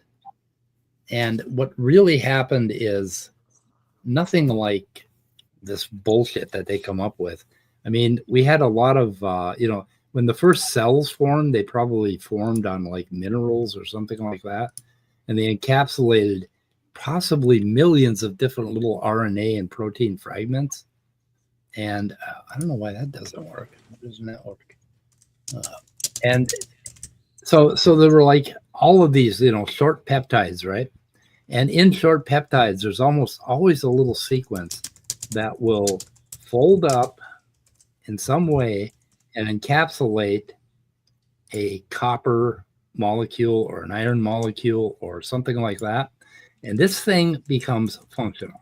So it has some sort of biochemical function, right? And so we have all of these little tiny protein fragments that have biochemical function, like zinc fingers, right? They lock onto this, basically they come down and they have this finger that forms, and then they have a zinc molecule that kind of holds this thing together, and it forms this little finger, and this finger can attach to RNAs or can attach to other proteins. And of course, you can't see what the hell I'm doing because something went horribly wrong with my sizing. The fuck. Anyway, so you have all of this biochemical function going on with these short fragments. And then somewhere along the line, when RNA got its shit together and became DNA, and they started, we started with a more reliable genome, and we had all of these little fragment proteins in there. We started forming more complex, longer proteins. And so they could have been overlapping, they could have been read backwards or whatever, but they all had these little functional domains in them. So we got billions and billions of possible functional domains doing biochemical things. And when some of them became prevalent in the cell and they did something positive, they managed to get replicated more than anything else. And this whole mass of confusion that was happening with prokaryotes and bacteria in the very early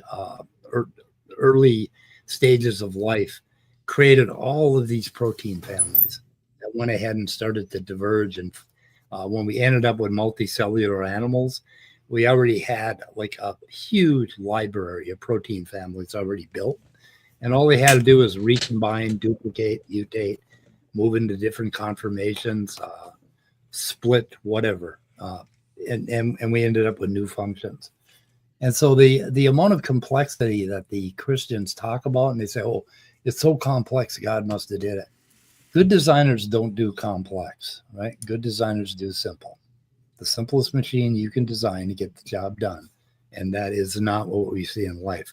What we see in life is an evolving system, a constantly changing mass, where every single life form is related to every other life form.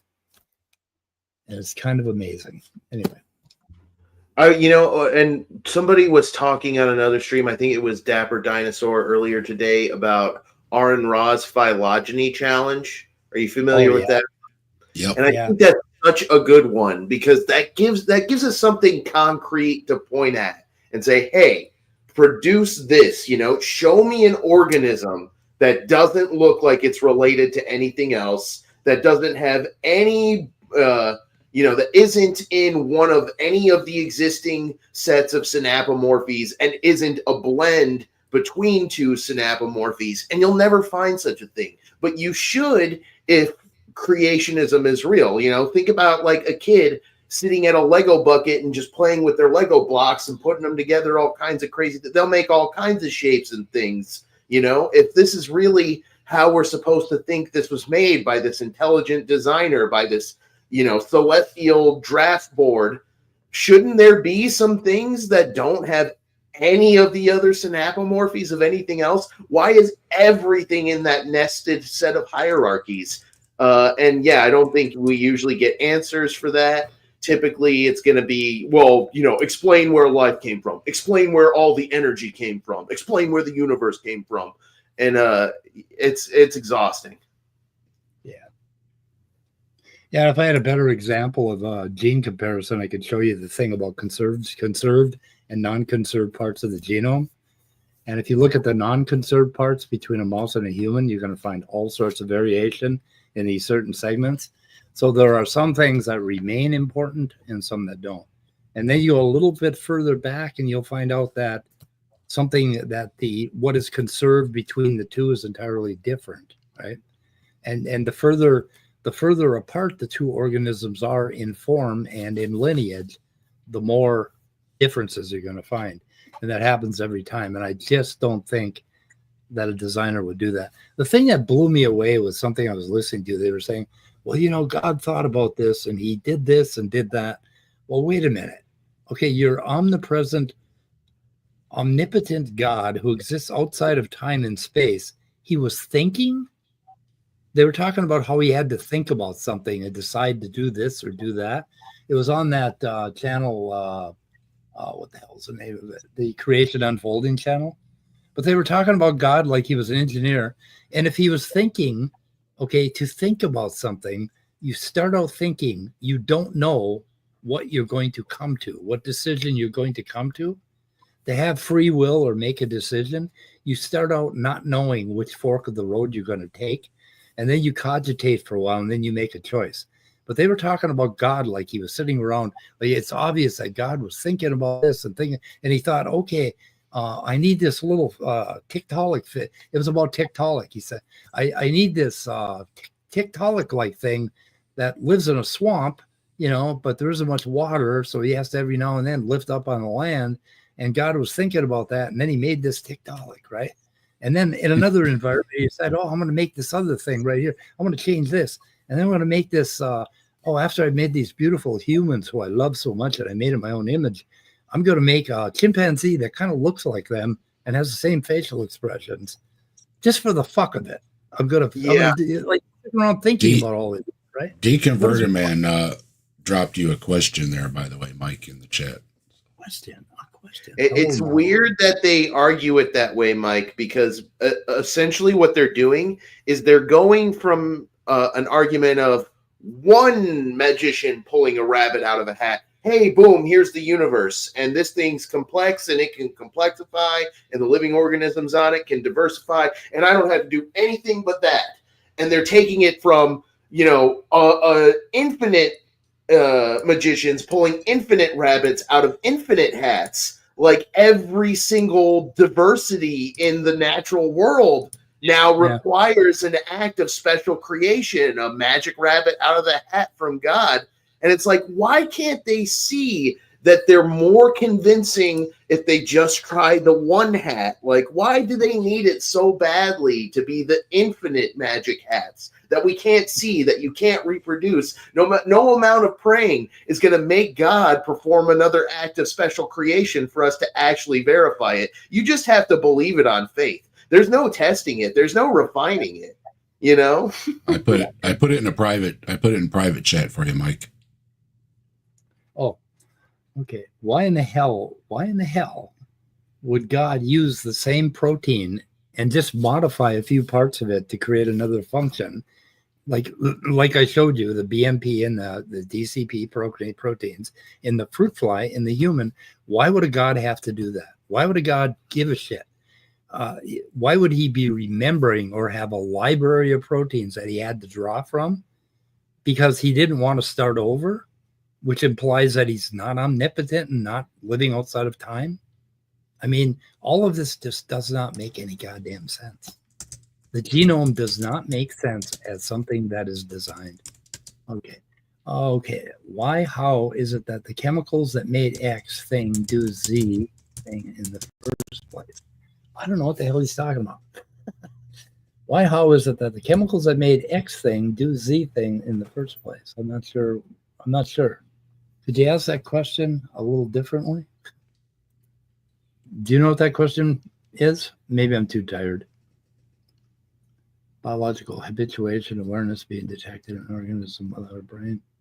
Oh, Master Maverick. What is it? What is this? He says,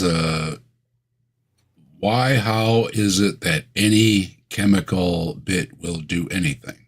He's not sure if he's asking it right. Yeah, you might want to ask that again. I'm not sure if I'm following it. I think that's what you were trying to explain to Jimba before, is that the very first what is it, polymers that made the circle. Okay, that set life off and everything. The cell membrane. Probably, yeah, that would be. Yeah. What chemical processes could get a membrane to even to get a cell in the first place? Those lipids form automatically. Lipids, that's the word. Yeah, in a number of different environments, and they automatically tend to create little spheres. So, I mean, they tend to hook up in this, like a soap bubble, It's the reason you can blow bubbles. It's physics. Oh, Austin, you're muted or something. Sorry, I was saying that when you say automatically, you mean it's a chemical reaction, right? Chemical reaction, yeah. That commonly happens without life, without anything other than energy and a little bit of chaos. And you'll end up with these phospholipids. And phosphorus was pretty common in the early Earth, and that had a lot to do with why phosphorus is kind of probably the most, other than carbon, it's probably the most important atom or element that we have in life. Let's see. And early simple cells were early simple cells. Yeah, Deconverted Man isn't asking his question again. Okay. Paper biological habituation in non-neural organisms has passed peer review and showed Physerum has awareness but no brain or CNS. Please explain how this supports theism. I don't know. So what do you... I don't support theism, so I'm not sure what you're asking here.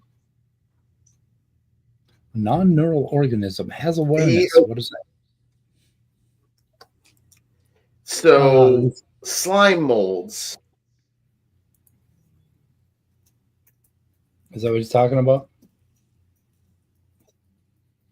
Slime molds have been demonstrated Sense its environment. Decrease in response to a repeated stimulus. Okay. It's a fundamental learning skill that plants and single-celled organisms and animals have that is, it's them basically learning to respond to a negative environmental stimuli. Yeah, that's not so surprising. I mean, if there's a stimuli and the organism... It took him forever to finally give me the actual name of the paper to which he's referring. Okay. It's from the Proceedings of the Royal Society of Biology, the Biological Sciences, royalsocietypublishing.org. I've just got it open right now because I asked him for the name of this paper like 20 times when he was bringing it up, and he would never, actually give me the name of the paper or explain what his point about it was. It looks like he's going off about it in the comments now, though. So if you want to What's the name of the paper? Mechanosensation mediates long range. Just start with that. Is that the paper? It's the one I found is called Habituation in Non-Neural Organisms, Evidence from Slime Molds. So I am still just in the abstract. I mean, this is a scientific paper. It's a quite long one, too. It looks like it is several pages long, like a good 4 or 5, maybe even like a couple more pages long, which is long for a scientific paper. Okay, I found it. Royal Society. Yeah, let's see. That's the one I was looking at.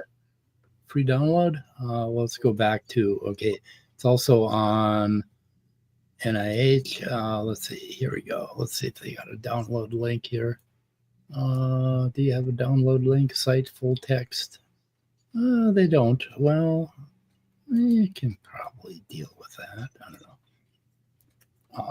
Let's see. Do they? Yeah, they don't even list the whole, show the whole paper. So, were you able to download it from somewhere? We're not going to say. I'm reading it on the internet, and yeah, it's looking like he's wildly overstating what this paper is claiming. I'm in the abstract right now, and it straight up says evidence for learning in non-neural multicellular organisms is scant, and only a few unequivocal reports of learning have been described in single-celled organisms. Yeah, that's about what I would expect. They don't really have complex nervous systems, so learning is difficult for them. I would imagine that what this is talking about is, in our experiment using chemotaxis as the behavior output and quinine or caffeine as the stimulus, we showed that P. polycephalum learned to ignore quinine or caffeine when the stimuli were repeated, but responded again when the stimuli was withheld for a certain time. That could just be chemical homeostasis. You're acting like this is a plant, like this is a slime mold cell learning to read a book or do a cartwheel, right, or learn math. You can teach it how to count. You can teach it how to. This is not that. yeah, that's not what's happening. Yeah, I got the paper here. You can take a look at it, but yeah, that's but that brings us. That's an interesting point, because this, like what I was explaining to Jim Bob, is you got this single cell, right? And the single cell has like a membrane, okay, around it, which I'm not drawing very well. I'm shaking still from my inhaler. Okay, and it's got like channel, right? So these channels form very naturally with proteins inside of phospholipid membranes. And you've got some kind of a signal going in there, and it does something, and that does something else. And that goes into the nucleus and makes a change to what DNA is expressed. And now we have a different protein here, right? So now that you have a different protein, you got another pathway for this thing to hit. to do some other behavior, right? It's just not that fucking complicated to figure out. I mean, you gotta. So what I was explaining to Jim Bob is the very beginning of right and wrong is this thing about valence. You know, about like an organism will move toward or away from something. You know, so you have he finally made his point. He said in the comments, however, it has awareness, so awareness doesn't require a brain, and that's what theists said for millennia. No, this is like what you mean by awareness. I hope you stretched out real good before you reached that far with that one. Yeah, exactly. That's quite a reach. I mean, it's just like, okay, very simple. Even bacteria without a nucleus, they respond to the chemicals in their environment, and some of them have a little flagellum, you know, that flip around and they'll move them toward or away from, you know, some sort of pH gradient or something like that. I mean, it's not that hard to figure out what's going on here. And of course, you know, you'll have some science writer say, oh, we found out that slime mold has awareness. And it's like, and they'll say, oh, awareness, that must mean like me, when I'm aware of my surroundings. Well, I don't think you're all that aware of your surroundings, friend. Deconverted Man said, it's confirmed. God is a giant slime mold. There you go. Not a lobster. I told you it wasn't a lobster. Oh, yeah. Oh, man. Yeah. You're going to have to rethink the lobsterist now, Deconverted Man. Get the pen to paper there, bud. Oh, my picture is horrible today. My picture drawing skills are really bad today. I'm tired. Well, at least I finally know why he was talking about biological habituation for like 3 days. Finally, he actually made his point, at least. That's good to know. The thing is, that human learning isn't that far different when you actually think about it. You know, we have this, you know, all of this stimuli coming in, and then it comes in the next day and the next day and the next day. And after a while, our brains have been sort of like beaten like a piece of fucking moldy jelly into a certain shape. And then we think we know something, right? So that's what it means to know something. You know, that we've got this assault on our senses that has changed something inside of us that we are familiar with. So the next time it happens, we can react in exactly the same way. So, I mean, human intelligence, when you start to look into neuroscience, it's not as fucking wonderful as we like to think it is. It's pretty much all jello. You know, jello. Yeah, I think most humans would be surprised to figure out just how simplistic they actually are. We tend to be way more simple than we think we are. We have very repetitive patterns. We fall into predictable behaviors. Yeah. Oh, what? I don't know what the hell I say. For example, if you control a computer, you can write an essay. Now, if I remove the full stop, comma, etc., you can't use them and may appear grammatically poor, but possess the same awareness, knowledge. Oh, he's not very good at explaining himself. Yeah, I'm lost on that one. I guess I'm not high enough to get that one. Okay. No, Maverick. We're listening to somebody who actually knows how to interpreting that paper, versus somebody who really wants that paper to say something that it doesn't actually say. Right. But that's cute. Yep, habituation. Well, let's see. Did they get into the how this shit happens? Okay, so they're just measuring it. They're not getting into the molecular biology, or are they? Contrary I'm to not sure. I'm still in the introduction. This is not how I would normally read a scientific paper, by the way. I wouldn't be reading it online, live on camera. If we did, this live stream would probably end up being about 6.5 hours long, because there's references in here, there's acknowledgments and footnotes, I'm going to chase those down and look at a lot of those too. Like, I'm going to at least skim some of those. They declared competing interests. What's their funding? I'm going to look into that.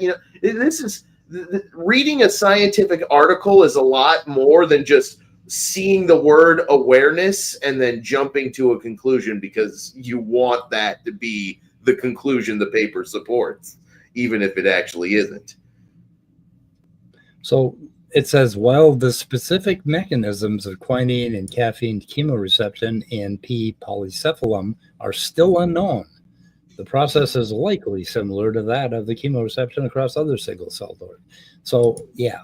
And then what happens inside that is still unknown. So, I mean, this research is like in the very early phases of, all they did is measure that it happens, apparently. And they don't seem to have a clue how it happens or what's going on, what the molecular biology is. But I'm pretty sure that, I kind of knew he was reaching already, but you just revealed just how far he is reaching. That's incredible. Yeah. Oh my gosh. Trojan source. Do creationists ever give a source that isn't a Trojan source, though, pretty much? Unless it comes from Answers in Genesis or CMI or Discovery Institute, it pretty much always ends up being a Trojan source, doesn't it? Yep. Every time. The shit. What the hell am I doing? The shit that the pop science writer writes home about. He's got to have a fucking headline and stuff. The creationists seize on this stuff and they just and then they start like misquoting people. Somebody was talking about that the other day. There's a bunch of quotes from Winston Churchill that he never actually said. Somebody wrote it down and then it got repeated so often that everybody just assumes that it's true. And it's just like, anyway. Deconverted man. A Trojan source is when you're in an argument with somebody and somebody says, there's actually only two sexes. Look, this biological study said so. And then you open it and you go down and you read it, and literally in the conclusions it says sex is a complicated spectrum. It says something completely opposite from what that is what a Trojan source is. When somebody gives a source to support their claims and argument that actually invalidates their claims and arguments. That they are counting on nobody going and actually reading. Yes. Okay, does anybody remember Otangelo had this big paper he was going to bring to me that proved some point? And we went down and we looked at his quote. And then we went down to the end of the paper and it started talking about how creationists were going to misinterpret this. And it just totally trashed Otangelo's point. Left that part out, didn't he? And he looked at it and he still didn't seem to get it. It was like he still didn't see it, even though it said right in the paper, creationists are going to do this. And he was doing it. It was just, it was one of those precious moments on this channel. I should find some of those videos and put them in a top video playlist, man. Anyway, it's pretty cool. I got to get out of here, guys. I got some meetings to attend. So yeah. All righty then. Good talking with you guys. I wanted to rant for a while about protein complexity. Anyway, I enjoyed it.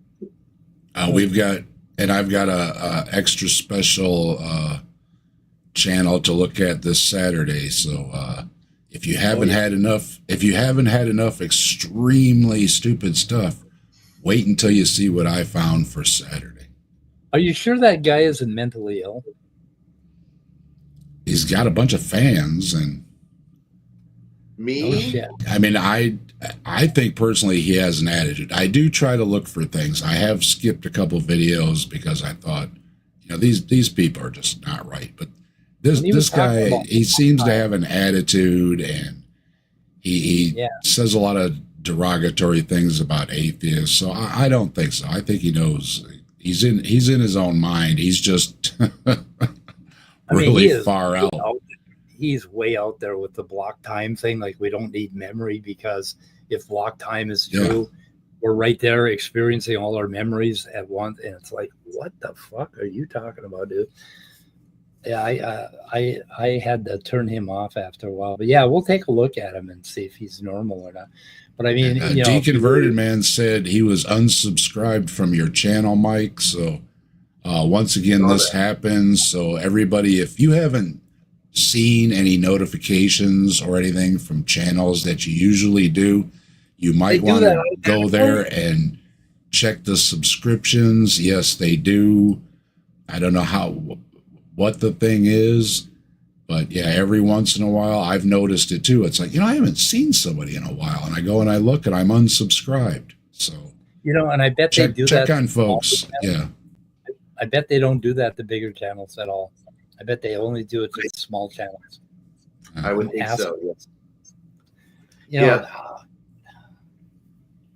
And go over Deconverted Man's channel too. Go subscribe over there. Rochelle's dropping links. Thank you.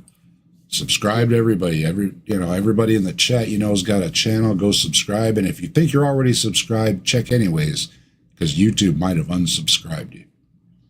Yep. Okay, guys, we're out. So, anybody last words? Come by Saturday at 5 p.m. Eastern. I want to just respond to this. Maverick says, let me simplify, since this is making you all emotional. Is a brain needed for an organism to be able to learn and retain memory? Yes or no? So far, the answer based on the study we read is yes. You need a brain to retain memory for sure. The study did not say that they proved that this cell of slime mold retained memory without a brain. Buddy. Yeah, but Austin, a lump of clay could be said to retain memory, right? If you press it onto something, right? So I mean, it depends. If he's equivocating on memory and sensation and awareness and all of that, and that's all you're doing. So I mean, Jesus Christ! And this is a real Jim Bob trick. Is he a Jim Bobber? He must be a Jim Bob. I think he is the Jim Bob fan. I don't know if that's his main thing, because I heard about him from, like I said, Flat Earth, Globe Earth debates. I saw him in the comments or in the live chat on a couple of those. He says he's not a flat earther, but he says he also doesn't believe the standard model. So translation of flat earther, he doesn't accept that the earth is a sphere, is a globe, is an orb, is a ball. So that is equivalent to a flat earther to me. So, I mean, anyway, he doesn't believe in the moon landing, he's a kook. Yeah. Candace might as well be Candace Owens. Right. Yeah. God, I used to live in this bubble where I didn't think there were kooks living in the world. Well, no, I knew there were. I just didn't think there was that many. It's like, okay, there's some clown out there doesn't think we went to the moon, But no, there's a lot of them. That's what's worrisome. The internet is like flypaper for this kind of shit, though, Oh, yeah. Jim Bob's chat is proof of that. Yeah. Okay. Oh, let me think of something stupid I can say and see how many super chats I get for it. Oh, yep, that worked. I'm going to keep on saying it. Yep. All right. Thanks, everybody, for joining on both channels, and we will see you next time. Bye, cruel world.